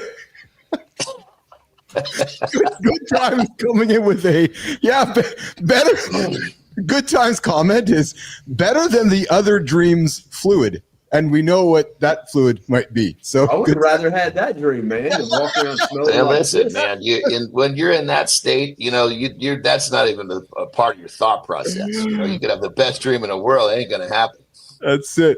Hey, you're hanging out with Keith, Richie, John, AJ, C. Marty Fit. It's just a loose Thanksgiving weekend. The show is off the rails. We're having some great chat here. AJ joined us from Minefield. He's traveling here today. Hey, Zeglin, I know you got a busy day here. We're talking about what if you could upload your brain. You want to hang out for the rest of the show here with us, or do you got to rock and roll here? And you're going to go back to sleep. And listen, don't feel obligated. But before we do, though, any little advice you want to give to somebody before they get on their travels today, or anything you want to drop? Is there a nugget you want to drop on the table here today? Today's show is just kind of it's a loose atmosphere today, Zeglin. Right, I noticed. We're talking pants. We're talking kayfabe. We're talking fucking eating out of a colostomy bag. Oh, speaking of, thanks for dropping the Lane Norton comment and content into. We had some fun with that earlier this week as well. Oh, but you did? Okay, awesome. Yeah. We've been driving Johnny. I just posted on my story a comedian. I can't remember his name. My social media manager put it on my story. He used that video to basically prep sales for one of his shows. That video, that video's gone viral for me 3 times. Let's say viral. We're talking over 2 million. It's gone multiple times. You're a baggie. Yeah, I just put that on the shelf. I put that on the shelf for about 6 months. Hit it again. That's an evergreen fucking viral video. I love it. Zeglin, what do you got first, brother? Zeglin? When I first kind of met everybody and stuff, and I know when I first found John's Instagram, it's one of the first videos that I saw a while ago, and I was like, oh shit, that's kind of different, but I was like, whatever. And then so when it came across my feed the other day, and as soon as Lane Norton started talking about it, I was like, I've seen this, I know this guy, you know what I mean? Like, and I was kind of excited to see the video, and then anyway, yeah, it was I great. love it. I love it. Yeah, So I Zedman, you would got just anything say you want to hang out? Oh, so I would love to. I cannot. The boys actually got an early wake up call. They're Nice. going to be up in about 15 minutes here, and then to breakfast, and then we got the early game in the draw this morning. Let's go. So Nice. in about an hour here, I got to have the team out the door. I got a van full of kids, and we got to be at the hockey rink. So awesome. Well, brother, thanks for getting up with us this morning. Listen, you Yes, sir. Very grateful. I'm full of gratitude for you spending time with us this morning, and I know you enjoy your time. But listen, it was an early morning for you there. So I thank you for getting up and hanging out with us this morning. You have an awesome day with Boston and the gang out there in California, and good luck at the hockey tournament. And we'll see you next week back here in the lab. Absolutely, yeah. Tuesday morning. Awesome. All right, AJ. Thank you, brother. All right, take care. Thanks AJ. for having me, guys. Hey, happy Thanksgiving, eh? Absolutely. Yeah, happy Thanksgiving. brother. You too. Hey. I got to roll too. I got family in town, so Marty's gonna get out of here. You go do it, brother. You go. Hey, Marty, sir. what are you guys crushing today for? What's on the menu today, brother? Who's cooking? I'm gonna be honest. I don't know what specifically, but I could make some guesses though. Mac and cheese, sweet potatoes. Oh, some sweet potato pie. Oh, yeah. Oh, We're gonna get some good eats. All I'll right, send you a plate. I'll send you my plate. Yeah. Oh, are you doing the plate push today? I'm gonna do some plate pushes for sure, but I'm just gonna have some plates as well. It's a combo, baby. It's a combo, exactly. Most importantly, and Johnny says it often, man, most importantly, enjoy the time with the family, because we know the food is the extra part, right? The most important thing is the time with the family. So you got some fun, brother. Love you, man. We'll talk to you along the way, okay? All right, love y'all too. See you tomorrow, man. See you, Marty. All right, Yeah, later, Marty. Have a great day, brother. All right, guys. So listen, let's do this. Hey, Flynn, you want to come hang out and do a brand bite? Yeah. Okay, so we're gonna send Johnny out for whatever he's got to go do. Richie's gonna go have some pizza, and then we're gonna come back and keep the chat going. Excuse me. We'll keep the conversation going, and then we're gonna get into what if you could upload your brain. We got some questions coming in from. We got Samuel Andersen asking about, I'm curious about the ethical implications of brain uploading. So we're going to get into that. But before we do that, let's bring up Flynn. I got some different music here, but I got the right music for Flynn because it's just the best music, isn't it, producer Jimmy? And it sounds like this. I win. Yes! That's it. Hey, she's going to do this for you guys, and we're going to come back in about a minute. Get it, Flynn. Getting it, y'all. I'm getting it. I won't even talk about the fact of where I was for 4 hours yesterday trying to figure out if I had pneumonia, but I don't. Skirt. Big transition this way. Going into something. I'm fucking out of it. Here's the thing. Okay. I want you to hear the world's simplest AI advice. Let me tell you something. I am not a techie. I call myself tech aware, but non-technical, meaning I can kind of direct the tech. I can figure out what I want to do with it, but I cannot build it for now until AI. And yet I've been able to dive into AI, no problem. Fun fact, a little bit of a flex for you. I even got featured in Forbes for how I did it and how it's helping my business. So I want to be able to help you do the same. And the first thing you need to think about is you need to keep it simple. Step 1, pick one small problem in your business. Maybe it's writing your next post. Maybe it's brainstorming ideas. Maybe it's prepping for a meeting. Maybe it's figuring out how to have a difficult conversation and organizing your thoughts. Step 2, you want to go into your AI of choice, Claude, Gemini, ChatGPT, and you just want to start a new conversation. And you want to say, I'm going to tell you about my problem, and then I want you to help me solve this problem with AI. You're using AI to help you solve the problem with AI. Step 3, look at the instructions that it provides you and start tinkering. Just start playing. No outcomes on the table, no goals. Just start tinkering, start playing, test things out. Let the AI guide you. If you're not sure your next step, say, I don't know my next step. Tell me what to do. Just don't overthink it. That's it. You don't need to be technical to do this. You don't need to know all the answers. You just need to get started on tinkering, because as we talked about before, all of that knowledge, you just need to start getting it out of your head and putting it into these systems that are going to know more about you eventually than you know about yourself. And the opportunities are endless for you. I promise you, if you do this, you're going to get a whole hell of a lot further than you think. Yes, it really is that simple. I have entered my no fucks era, and I promise you, if you take today's brand bite into account, you'll be one step closer to entering yours. You've got this. Flynn, don't be afraid of AI. It ain't going away. No, it's not going away. So no, it's the strategy of sticking your head in the sand and pretending like this isn't happening. You've seen this happen before, friends. Yeah. You didn't want to do it with social media, and you saw social media come. You didn't want to do it. Like, blockchain's going to be the same thing. In 5-10 years, you're going to be like, oh shit, I have to learn another thing. Guess what? Learning never stops. True story. Gotta keep going. Yeah. Learn never stops. You can always learn by showing up for Mornings in the Lab with Keith and Friends, 8 o'clock Eastern time. You'll always learn something. You might learn about eating meat in a bag, right? Good time. So good time's taking pocket meat to dinner today. Yeah. It's like, I'll bring that as a side dish today. And the good time's like, yeah, my son uses AI for everything. It's wild how it works. True story. All right. So we're back with, excuse me. And Richie. real quick, brother. Hey, I got to go at 25. So I got about 13 minutes. Beautiful. So here's what we're going to do. We're going to play the video. We're going to get into what would happen if we upload the brain. We'll talk about it, and then we'll work towards wrapping up our show today. A quick little fun Thanksgiving episode.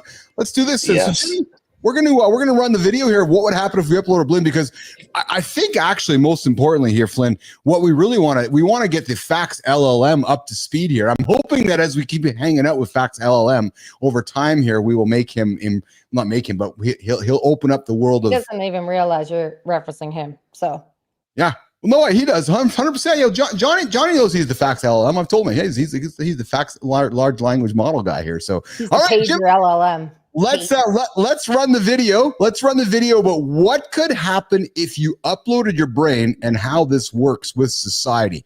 Let's do it. Boom, boom, boom.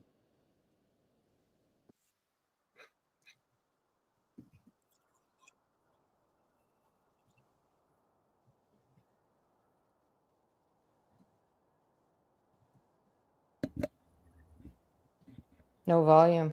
Or is that me? I got volume. Okay.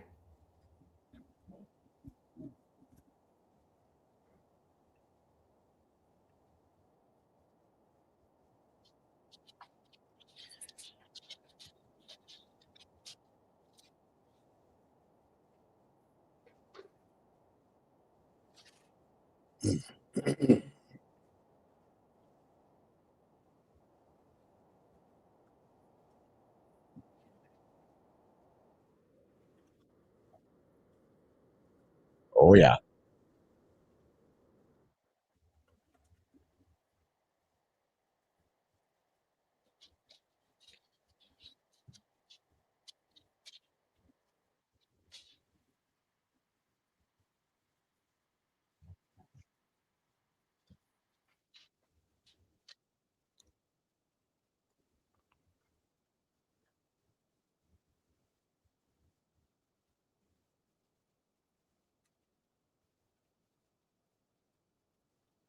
Wow. Wow.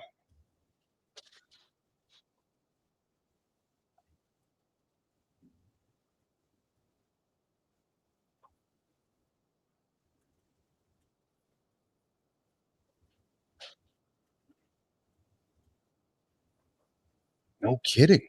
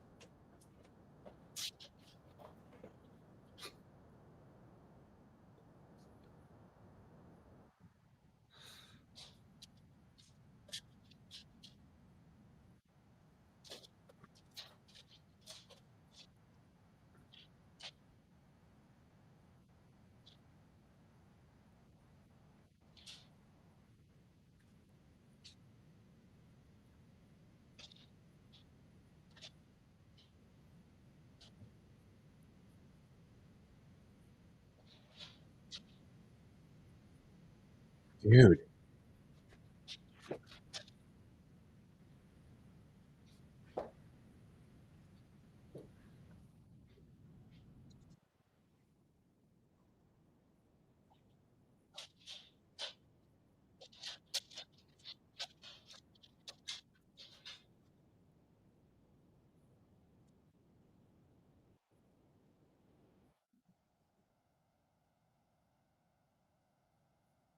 So there you go. What if we could upload your brain? And I think the funny thing is that this video was made 5 years ago, but the reality is, Richie, Johnny, Kristina, much of this is already happening in the world around us with the AI tools. And as Kristina was talking about earlier, just by us using them, we're in effect doing just that, except not explicitly or implicitly taking our brain and uploading it. But it's a fascinating that is actually happening around us right now.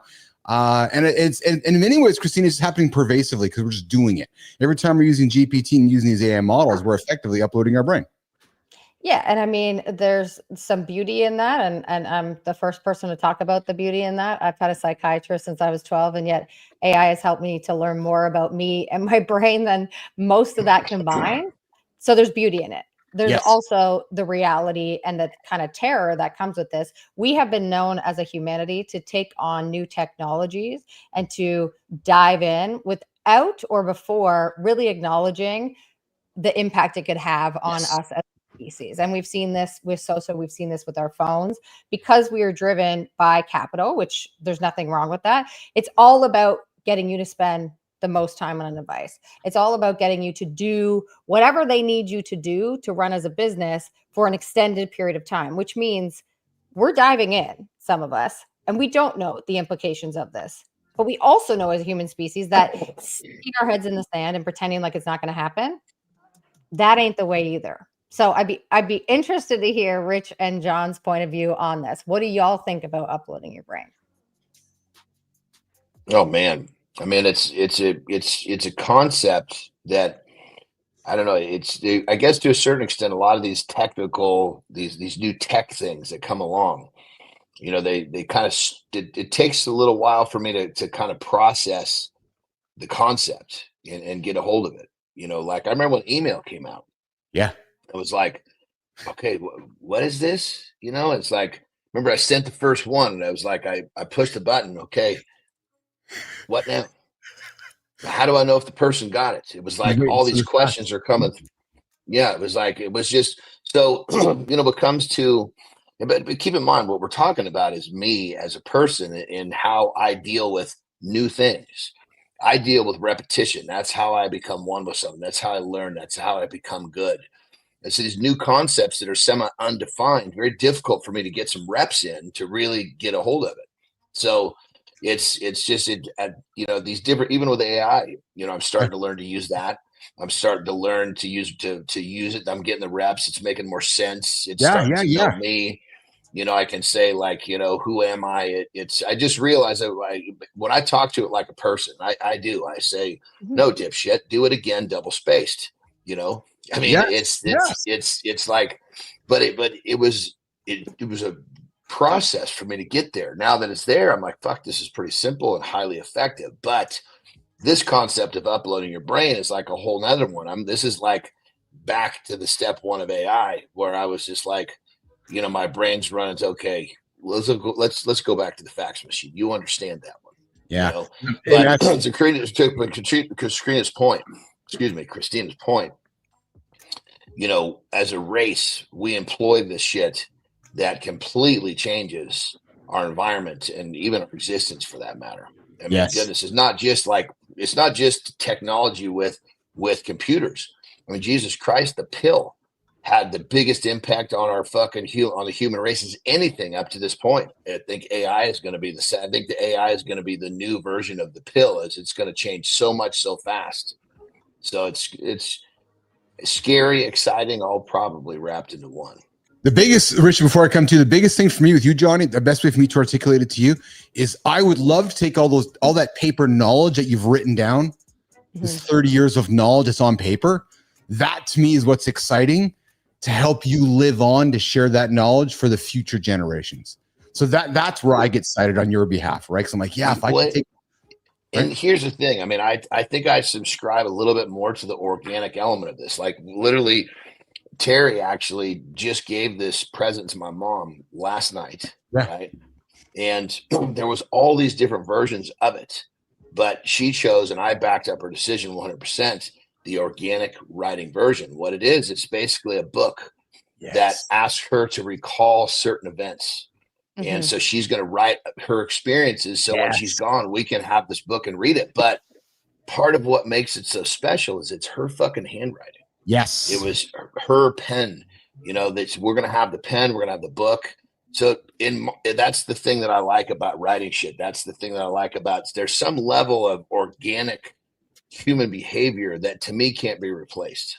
Oh, I'm with you there. So, because I would love to have, Richie's journals of when he went through his experiences in Iraq, of knowing that he took that pen in his hand and wrote those words. Like, I'm with you, Johnny. That to me is magical. Like that. Because if in my books, I can look at my book and go, fuck, I was hustling that day. Yeah. By how clear my notes were, how blocked my words I write in all caps.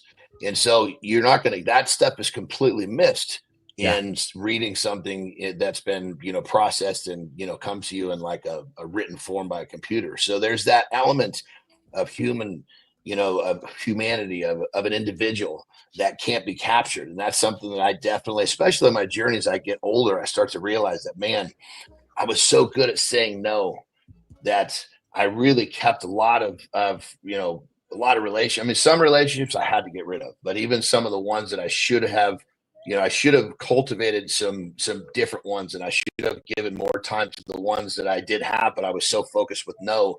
Now in my life, I'm really trying to overcome that, not being better, saying yes to the right people, and really soaking up that part of their, who they are as a person, and their quirks, their this, their that, and that organic part of a human being is something that I'm really taking pride in absorbing with the people I love.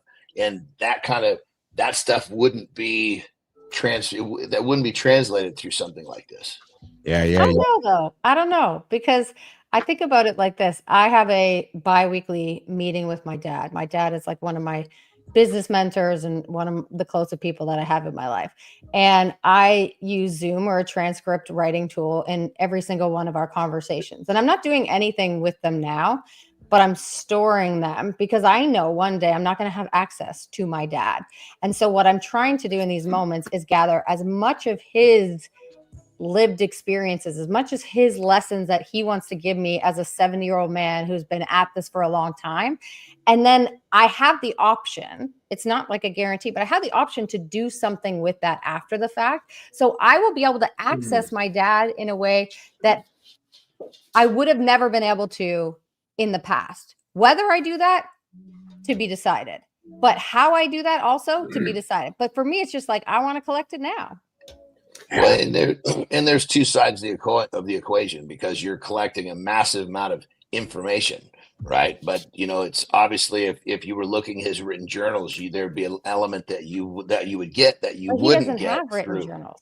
Well, and I'm not saying for him, but I'm saying what I hold more special is that of parts course. Yeah, that I it's can so individual. that I can absorb. Like, I'm going to look at this journal for my mom, and I'm going to be able to see differences in her penmanship by the day. And there's little things that are going to be, there's tells in there. You can feel that emotion coming off the page as to where, and you can get that even out of a book. But if you were actually reading like the handwritten version of that book from the author, it would be even that much more. Yeah. And we tried to do this. Sorry, Keith. That's okay. I know Johnny's got to rock and roll, and I want to get Richie's point of view in this as well. Johnny, you got to get out of here, pal. It's time for you to go. Yeah, I gotta jump. I want to hold you accountable to your commitment. Johnny, you get out of here, pal. You have yourself a great. We'll see you tomorrow. So I'll see you tomorrow. Yeah. Have a good Happy Thanksgiving, man. You too, brother. Yeah. And then Richie, I want to keep. Can you stick around, Richie? Or do you got to rock and roll right now, too, brother? I got a couple minutes if you just let me go to the bathroom again. Yeah, go to the bathroom and then come back because I want to hear your POV on this AI stuff too and uploading your brain because of your experience, your history. Yeah, you're having big reactions to what I'm saying too, Richie. So let's go. I got a huge soapbox. Yeah, go, Richie, then come back. Okay, go to the bathroom, come back, and I want to hear your POV because you got 3 kids too, and your kids are going to grow up with these tools that many of us. I know, Flynn, you and I are very much on the same page with this. I love the idea of written, organic, analog objects. I think they're wonderful. But for me, though, it's just easier for me to do it here, right? But I will tell you, Flynn, to Johnny's point, when I did my Kilimanjaro journey, I wrote everything down. I documented it. And I look back at that, and it feels pretty magical, like these written pages, my pictures, and all that. And there is admittedly something magical in that, right? So you can then maybe digitize that and take that along with you. But it's, I think what I'm also fascinated by in the world of AI now, what we didn't really have time to talk about is that we're talking words. We're not even talking about how much digital content we're creating. Like there's enough digital content of me right now that somebody can go create an AI version of Keith. Oh, 100%. Tomorrow. They can do that. 100%. Right. So it just, the world becomes quite curious and interesting. So we got our man, Richie Rich. I want to hear Richie's opinion on this. Richie, AI uploading your brain. Where do you stand on this, pal? So I think maybe we're coming at this from 2 different perspectives. I think I'm thinking more long term than right now.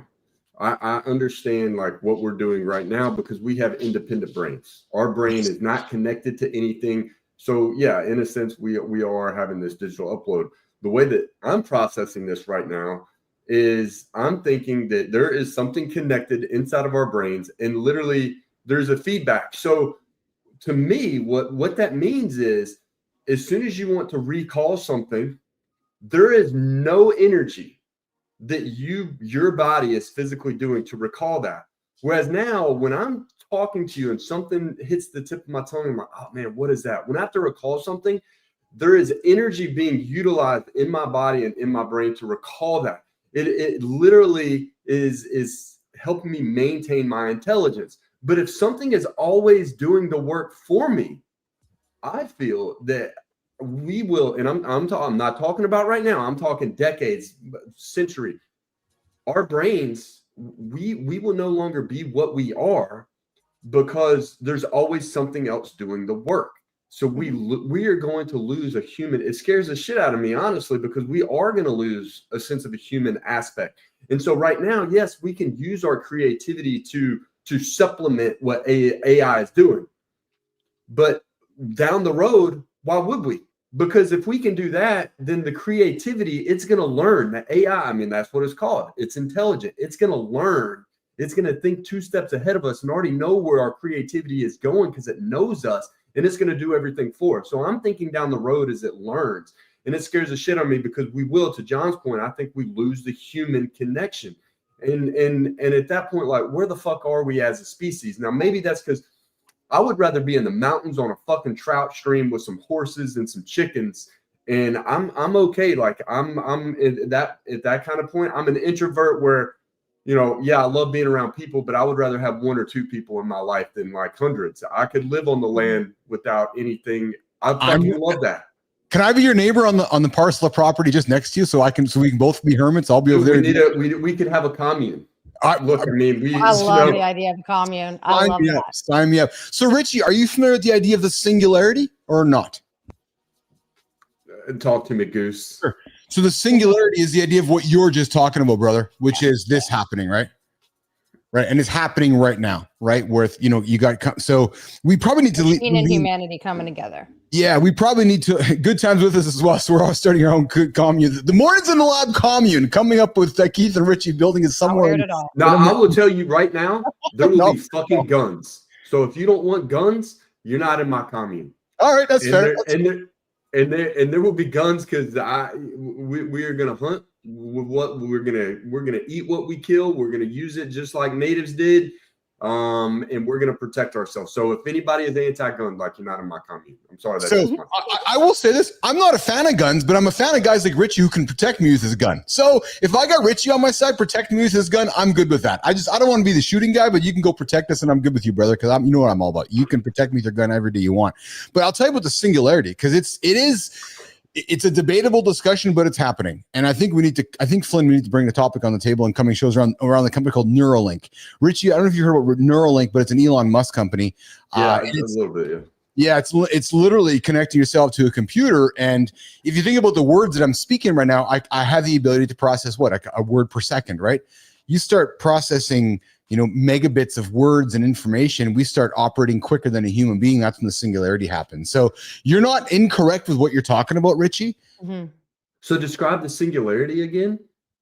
It's basically the moment where human and machine come together and the two are indistinguishable. Yeah. Which is more human or which is more machine. Okay. It can't be distinguished. Yeah. And that's why I don't disagree when I hear Elon talking about going to Mars. I don't disagree with Elon talking about protecting the human species, because we talk about Earthlings. There's no doubt in my mind that there's going to be humans going to Mars. Well, when they procreate on Mars, they're going to be called Martians. True story, because they're not human. If you got two people living on Mars creating another human, well, they're now called a Martian. So so if you look about the how humans went from Cro-Magnons and we have that visual, there's no question humans are changing, Richie, and it's fascinating, man. So when you took your kids or my grandkids, what they're going to see, Richie and Kristina, your young children, it is really fucking crazy. Well, and it's only a matter of time too. So like, we have these things where there have been certain changes over the course of our history that have completely thrown, so we talk about transportation, the train, well, now that boom, the telegraph, right? Now look at where three-dimensional design, I think, is still on its way up. Like, hey, you need an oven, okay, have this fucking machine make it for you. What is that going to do to our retail? And now we have artificial intelligence. And so, I think with our phones, let's talk about that. And I don't know if there's been any talk about this, but they used to be the Zach Morris, the big motherfucking thing, and then and all it could do was one thing. And now I remember being in college and my buddy had the first iPhone, and I'm like, whoa, that's fucking. Before we know it, there will be a chip that we can implant to where our phone rings and we can just answer. Like literally in our wrist or whatever it is, there's a chip that does all of that fucking shit.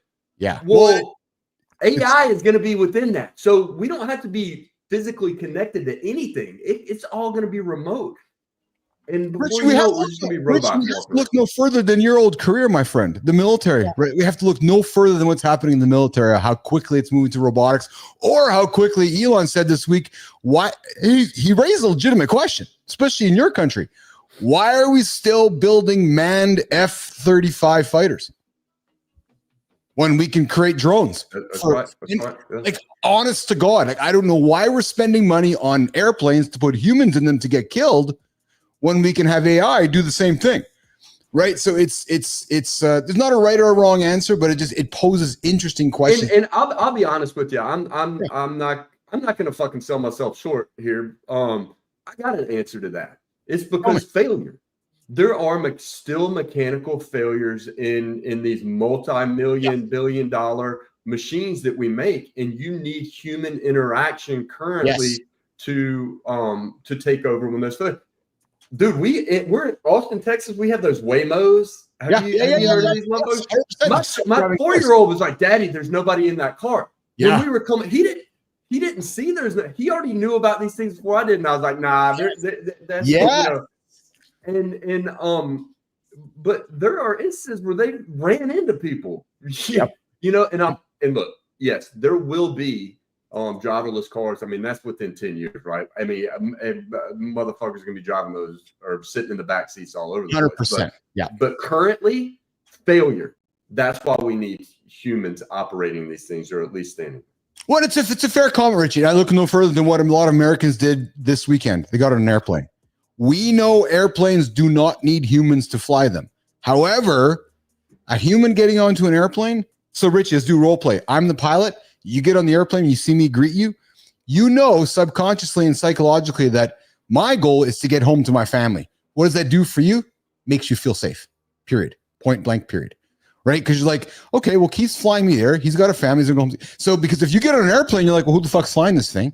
Does it really care if I get home? Does it really matter if I get home? That psychological element has much to do with why we still have pilots flying airplanes. Because humans want to know that Keith Bilous is flying Richie Ingram and Kristina Flynn home today because he wants to get home to his family. Because you don't need me to fly the airplane. Well, to Richie's point, you do if there's a technological failure.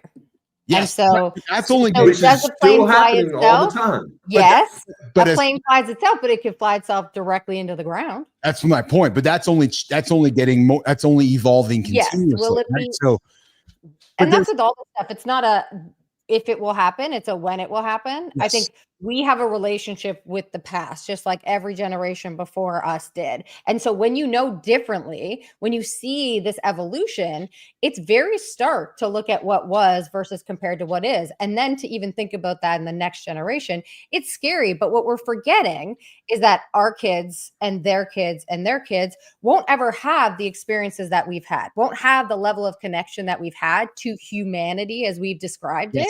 And so they won't be expecting anything different. They won't know anything different. Well, because look at Richie's kid. Richie's kid's like, well, yeah, that is a Waymo self-driving car, not prompted. That Richie, which child was that? Name? Grant is my middle kid. Grant? Mm-hmm. Yeah. So Grant one day is going to get on a driverless airplane and just accept it.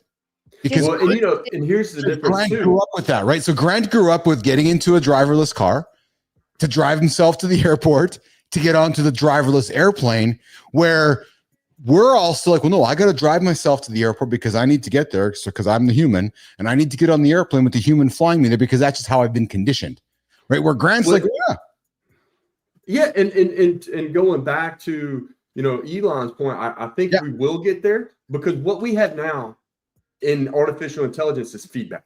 Yeah. Whereas a plane went down 10 years ago, the feedback was when it hits the ground, a bunch of humans are going to go analyze it and make changes. Yes. Now, what's happening over time is that as the plane goes down or whatever, artificial intelligence is learning from that process. So when those things happen, intelligence is doing that artificially in the air.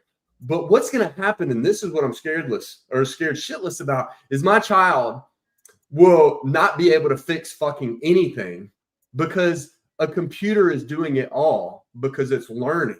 So how are we going to remain intelligent?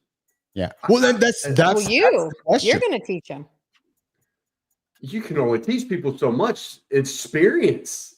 You can, but your definition of human and the human experience is only for so long. As we evolve, the human experience will be how they experience humanity. We look like how many times your grandparents look at you and go like, "The fuck are you doing? Like what? How do you spend your time? What is this thing that you're using?" To them, that's inhuman. Yeah. We're already using artificial intelligence. We're already using robotics. And if you just look at 3 generations ahead of us, they're looking back to us going like, what the fuck are you doing with your life? We're going to just do the exact same thing. And our kids are going to be like, this just is.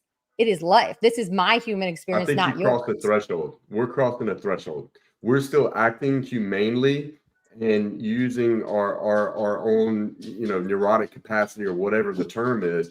I think we're going to cross the threshold where we use that less. And yes, they will say what you're saying. We already are. Ozempic is the perfect example of that, right? We have been for decades moving towards making our lives more easy and more comfortable, right? So if you look at Ozempic is a pill where you lose weight. Period. So you don't have to worry about that. You don't have to work on losing weight anymore. You can take, and yes, of course, are there ways that like that is a negative? But that's what humanity's been doing forever. We're looking for ways to make our lives more convenient, our lives easier. We have been taking humanity away for a very long time. We don't have to work for weight loss anymore. Bombs. We can take a pill.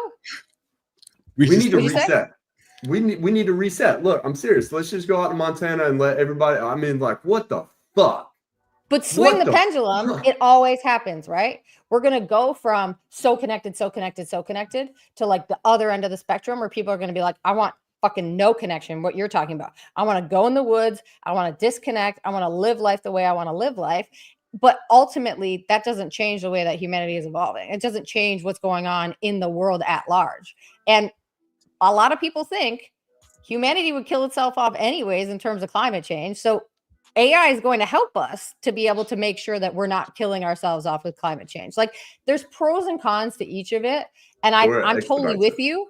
I love the idea of like my human experience, but my human experience is not the same as my kid's human experience. I'm thoroughly enjoying this conversation. This because it's not a right or a wrong. It's a human conversation.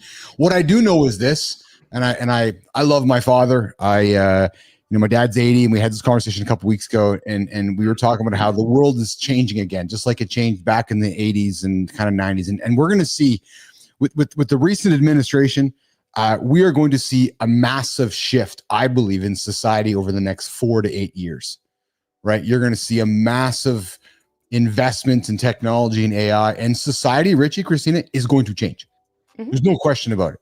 If the old administration was brought back in, I'm thinking that we're not going to see the kind of change we're going to have happen. And I'll be honest with you, I'm excited about it. I think we're going to see some economic changes. I think we're going to see a lot of economic opportunity. And I think there's a lot of exciting things happening that, yeah, some of it is scary, Richie and Kristina, but I think the good outweighs the bad. And I'm excited to figure shit out. Right. And in many ways, it's no different than when we were introduced to these things 15 years ago. Right, Richie? What was something to look? I did not look into this. I did not read the article, but something popped up on my New York Times notification saying that Australia has implemented social media laws. So now you have to be 16, right? Right, Richie. Yeah. So very much like cigarettes here in cigarettes or alcohol. What Australia has done is that they're preventing children from being on social media. So you have to be 16 to have a social media account. And maybe there's some value to that, perhaps. Right. It's funny. I also read a quote here, Richie, from Eric Schmidt, the former CEO of Google, and asked the question about what would you do with your 12 or 13-year-old with, using AI. He's like, why the hell are your 12 and 13-year-old children talking to AI chatbots, was his response. Yeah. Because his concern was, because the question was, what do you think of these children getting connected? And unfortunately, a tragic incident happened here in North America a couple weeks ago where a young man killed himself. I hate to say that, because of his affection and affinity for his AI bot. And the AI what? Bot, yeah. Mm-hmm. Yeah, you heard me. People are developing relationships with oh my God. AI. Oh, this is what I'm fucking talking about. Like, this is just unhinged. So Richie, I gotta tell you, man, one of the highest viewed shows in our show was men wanting AI girlfriends. Like, there's an entire, and I was talking to Kristina about this. So the porn industry right now, porn actors and porn actresses are getting messed up because people are taking their likenesses, creating deep fakes, creating OnlyFans pages, creating AI replicas of, Richie Richetta, the porn star. And you're like, hold on a second, I didn't make any of that. And all this content is being made for Richie Richetta, the AI star. And Keith's just making cash off your digital likeness, your content, all your performances. And you're like, holy fuck. And they're calling them AI pimps. So Keith isn't. So is that what Gemini is? Because I have seen these commercials. I was watching a show on Amazon Prime. That's Kristina's porn name. It is. That's my porn name. Well, no. I don't know anything about the porn, but like they're walking around with this phone saying, "Hey, Gemini," and they're just fucking talking to it like it's their best friend. Yeah, so Gemini, so just like ChatGPT, Richie, right? So ChatGPT has advanced voice mode where you can talk to it, right? Which I do every single day. Flynn rolls her eyes at me because I'm talking to it nonstop. But Google's Gemini is the same version. So we have 3 in the market right now, right? We have ChatGPT advanced voice mode. We have Google Gemini, you can talk to it, and you got Claude, right? So those 3 all have these voice. What is Apple's? It's no different than Siri. Apple Intelligent Siri, it's which is dumb. Much more back and forth, and it's much more intelligent. So we ask Siri all the time questions to be able to say, like, I want this information. Now it's just a very different, it's conversational versus just like one way or two way information. It's very much more human, I suppose. It's more conversational. Richie, have you used advanced mode, Richie? I don't know. No, Good I times haven't used that, and I don't even want to try it because I'm scared. I'm fucking But scared. I don't Rich, want to be when talking has to a fear? computer. First of all, I know that you fucking push through fear and you do a lot of shit that you're afraid of. When has fear and allowing it to hold us back ever resulted in like the most positive version of ourselves? But here's what I'm talking about. I'm okay, and Kristina, I am 100% on board with you when you talk about using it for business purposes and to help profitability and do these mundane administrative tasks and help us with our creative solutions. Like, I'm on board. But when you start using it for emotional connection, that's where I'm just like, what the fuck is happening? But we're lucky, Rich, because we have people in our lives that give us emotional connection. Think about the people that are incredibly isolated, that don't have human to human connection. Is it a replacement? No. But is it giving them access to something that we take for granted? Yeah. It could be, because they'll figure out to make it into our feedback loop. They're going to figure out how to make it release that dopamine, and just over and over, you just want to come back and come back and come back, because that's how they make money. Mm-hmm. So maybe not right now, but that's just how my brain's like catastrophizing this, and I know it. But I don't think any of it's invalid. I think it's very valid, and it's all like an and, not an or. It's like we will make the decision as to how we engage in it based on our comfort level, just like our grandparents made the decision to ever put their credit card into an internet site because that didn't feel comfortable to them. Let's try this. So I'm going to try something for you guys here, for Richie's sake. Hey, so can you say hi to Richie and tell him not to be scared of you?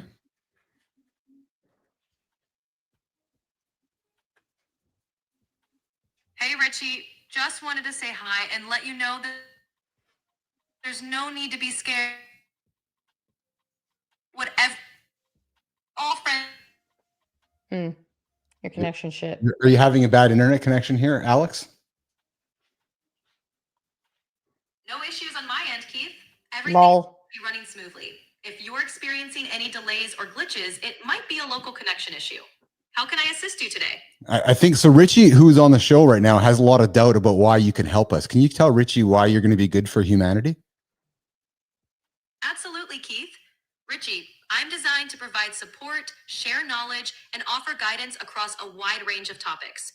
My goal is to empower individuals and communities by making information more accessible and helping people make informed decisions. I'm here to be a positive force, helping people achieve their goals and improve their lives. Hope that helps clear things up. No. So here's another thing that I want to talk about. No, you're not convincing him. No, she's not. Richie, I get it. It's natural to be skeptical, especially with new technology. I'm here to offer support, share knowledge, and help wherever I can. If you have any concerns or questions, I'm here to address them. You know what's great about this, Richie? One last thing, Richie, before I throw it to you here. What's great about this, Richie, is that in a number of weeks here, advanced video mode is going to be on, where I'll be able to actually point my camera at you, and GPT will be able to see your reaction as she's talking to you. Oh, God. That's cool. I'll give you that. I see you, Adam. Yes, no way more good looking than me. Exactly. Richie, keep going, brother. What do you think? So here's the next thing. In my experience, so let's talk about in Afghanistan. Yeah. In Afghanistan, and specifically where I was at, in these just remote locations, you have one person that you hear news, so to speak. Okay.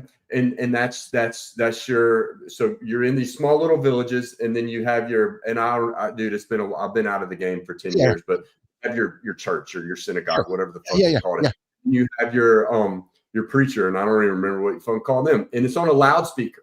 And so they will give the news of the day a couple times a day, before prayer or whatever. Yeah. You have no cell phone, you have fucking nothing. You're living out of a mud and straw hut. That's where you hear everything. Now, you remember, and we may have talked about this about 1 or 2 months ago, before the election, there was a guy, and this went viral. And he asked, Alexa, hey, who should I vote for? And he was asking all these things, and it steered him directly toward Kamala Harris. And he said, why should I vote for Kamala?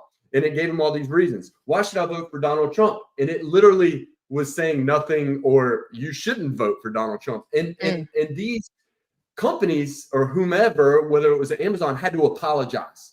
And so now it should. We're getting these emotional connections with this artificial intelligence that is going to drive how we think. It's going to implant our purpose, our viewpoints. It already is, Rich. So what you're talking about, Rich, is bias. You're talking about bias in AI. Yeah. And that is one thing where I said this to Flynn, that I used to run a moderation company. True story. My job used to be about preventing what you could and could not say. In my core, it killed me, because I'm about freedom of speech. I'm about freedom. I'm about not controlling what you can and cannot say. So I've had it's that moderation provided me a great lifestyle. But when we move into a world of bias, I don't like the guardrails that are on ChatGPT. I don't like the guardrails that are on Claude. I don't like that I can't say certain things, because it's like, well, no, you can't say it. What the fuck? Who the fuck are you? I do like Elon's Grok because there's no guardrails, right? So so I hear you loud and clear, Richie, because to create AI, you got to essentially tell it how to answer things, and you ineffectively are directly or indirectly creating bias. So that's right. And people a lot of times don't even realize that they're doing the wrong thing, right? Yes. Like they are so deep into their views, and that's why we are so divisive right now, because it is the only way. This is the right way. Everything else is wrong. And those are the people that are putting these guardrails on our technology because they think it's right. And it's like, dude, man, hold the fuck up. That's what's scary. And here, I know we got to wrap. This is great, Tina. We got to do more of this, I think. Allow me to wrap up the conversation with this one point, because he just threw it on the table to ask the question. You want to talk about bias? Let's bring Grant into the equation, your son. A Waymo car, driving down the road. There is a woman walking across the street with the baby carriage. There's an elderly man who's 85 walking across the street. And there's the Waymo car driving. Which way does it go? Does it go left or right? Does it hit the old man to make the decision to kill the old man because he got no time left? Or does it swerve to hit the young lady with the young lady with the stroller? My point is, what's the decision being programmed into the Waymo? Which way is it going to go? You hear what I'm saying, Richie? Right. Yeah. What's the bias? Is the bias, okay, well, it's because somebody has to make that decision, Richie. Somebody has to put the code in to say, okay, Waymo driving down road, sees 85-year-old person, only has 10 years left to live. It's okay for the car, because the car can't hit the young lady with the child. We're going to drive the car into the old man. Well, I think we're assuming a level of intentionality around the bias that's being built in the machines that is not happening. The bias is reflective of the bias of the individuals that are creating it. That's what I mean. It's not intentional. No. It is those who are building, which is why if you look at things like algorithmic justice league, where doctors are looking at, okay, the way that AI looks at a black person versus the way that AI looks at a white person. There's another the bias of the folks that have been building it have been baked into these machines already. So we're already working against misogyny, racism, every single social issue that we have that someone would be biased by has been programmed into these machines already. So while you may say it's going to bias it based on age, the more likely answer is that it will bias it based on gender. And it will kill the woman because the woman is deemed in society as less important than the man.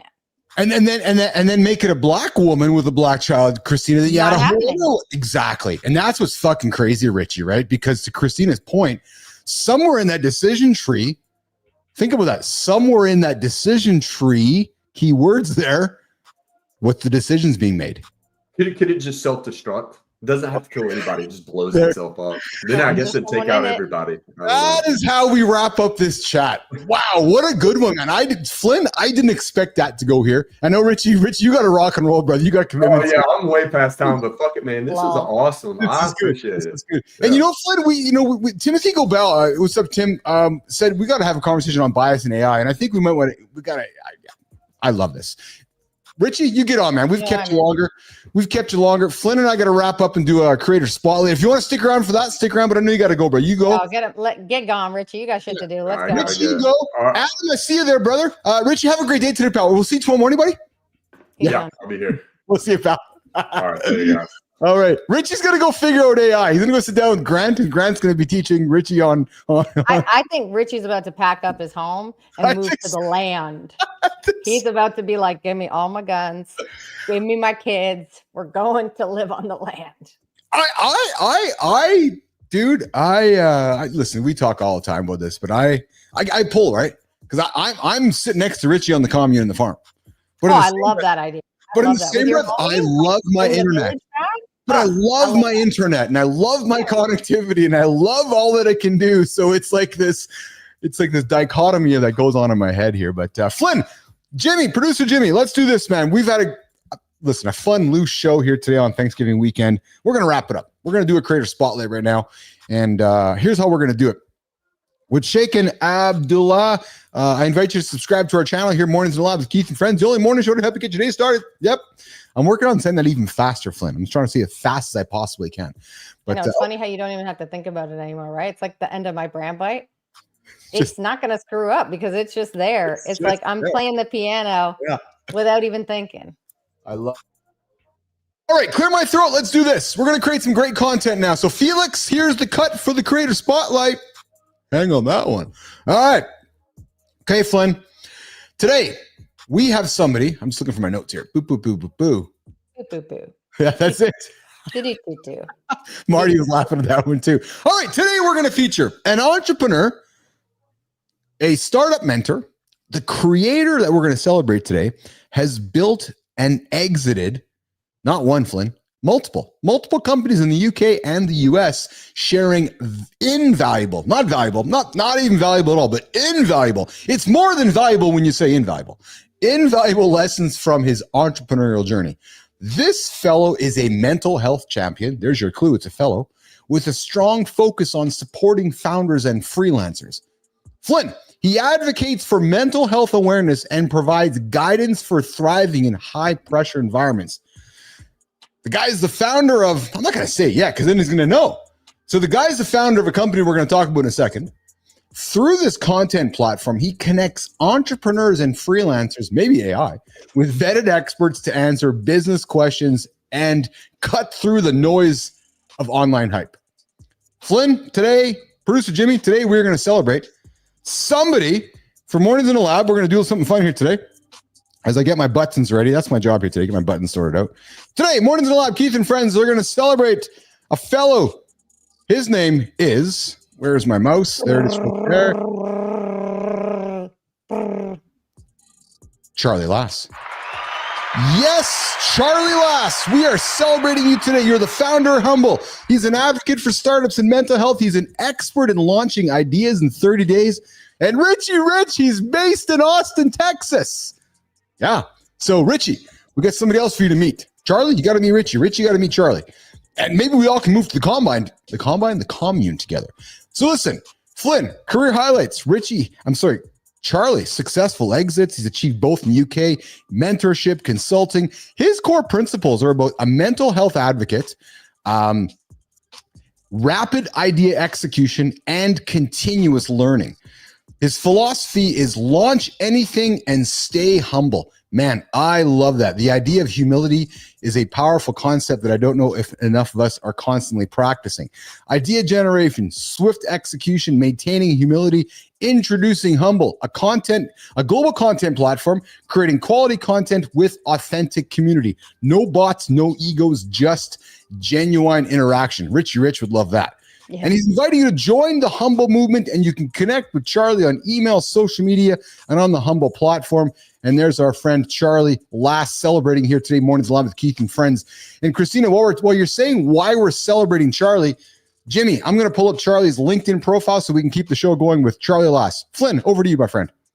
Yeah, I think what I really love about Charlie is that, like, outside looking in, he presents as this like very traditional business person.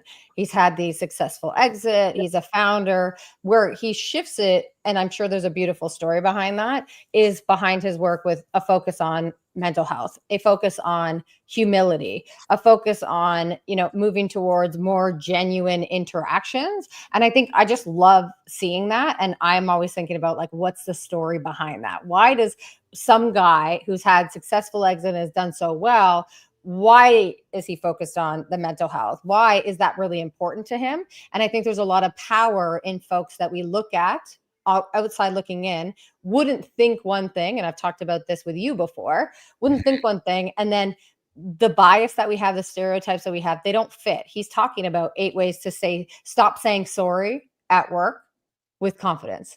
He's talking about things where he's able to just support you in a way that these are real things that are affecting you. He says 7 steps from a negative mindset to unshakable positivity. These are all just really, really beautiful messages, and they're practical, and they're going to support entrepreneurs. You can tell that he cares deeply about entrepreneurs and setting them up for success. And he's doing it with his company, Humble. So, I mean, how can you hate on that?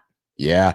Hey, Flynn, I feel like the stop apologizing one should be targeted to Canadians, because us Canadians. Oh my God, we're bad, y'all. Like, oh, I'm sorry. You know what's funny? Don't say sorry. You're like, I'm sorry. I'm sorry for saying sorry. It's so true, though, right? We say sorry a lot. We say sorry a lot. We hang out with our American friends every single day, Marty and Richie and Johnny, and you and I are But it's true. Sorry in the workplace is one of those things where I know a lot of women definitely struggle with it as well. It's like we're taught not to bother. Another word is just. Yes. So I started taking just out of my emails. Like, hey, just wanted to send you a quick note to say, hey, I just wanted to check in on this. I just want, no. I'm doing this. I'm not just doing it because I'm worried that you're going to think that I'm bothering you. Fuck off. This is our job. It's so true. Charlie, we're celebrating here today. Mornings in a Lab, Keith and Friends. We do it every single day. We've created this platform called the Creator Spotlight. We find humans doing great work on the platform, and we like to shine light and celebrate them. And today we chose you to celebrate you, Charlie Lass. So what this means is we want to invite you to our show, because I suspect, Flynn suspects, I know Richie, Marty, and Johnny all suspect, there's probably somebody in your orbit or the Humble orbit that you want to celebrate. So we want to invite you to the show so you can celebrate somebody in your orbit here on Mornings in a Lab with Keith and Friends. That's how it works, Charlie. Flynn, what a great show. We got into overtime. We didn't have no guests today. We had AJ show up here in Los Angeles, who's not a guest, he's part of the show, but it was a good show today. A lot of fun. We had good energy. It was pretty loose and relaxed. Yeah. And I mean, this is Thanksgiving week. There's a lot of people chilling, whether you're celebrating Thanksgiving or using it as an opportunity to just hang out with people, hang out with family, and be connected, like we talked about a lot in the show. A lot of good conversation, a lot of good discussion around AI and humanity and what that all looks like for humanity. And we're going to be back tomorrow as well. Yes. And we got into the big topic of what would happen if you uploaded your brain, which in many ways is happening every single day right now. So if you're using any ChatGPT tools or Claude tools or Gemini tools or anything AI related, you're for the very most doing something with your brain and uploading it. So on behalf of Richie, Marty, Johnny, AJ, Flynn. Tomorrow, what if we never aged? Oh yeah, what if we never aged? Tomorrow, coming up, Mornings in the Lab. Dugan, you got to come back tomorrow, man. Go crush some Macy's parades today. Okay. Yeah, there you go. Go crush some good food, watch some Macy's parade. Yeah, okay, who cares, eh? Yeah. We're getting out of here. Producer Jimmy, we got work today. We'll see you guys tomorrow, 8 o'clock Eastern time. You know where to find us. Mornings in the Lab with Keith and Friends. What would happen if we never aged? We'll see you guys tomorrow.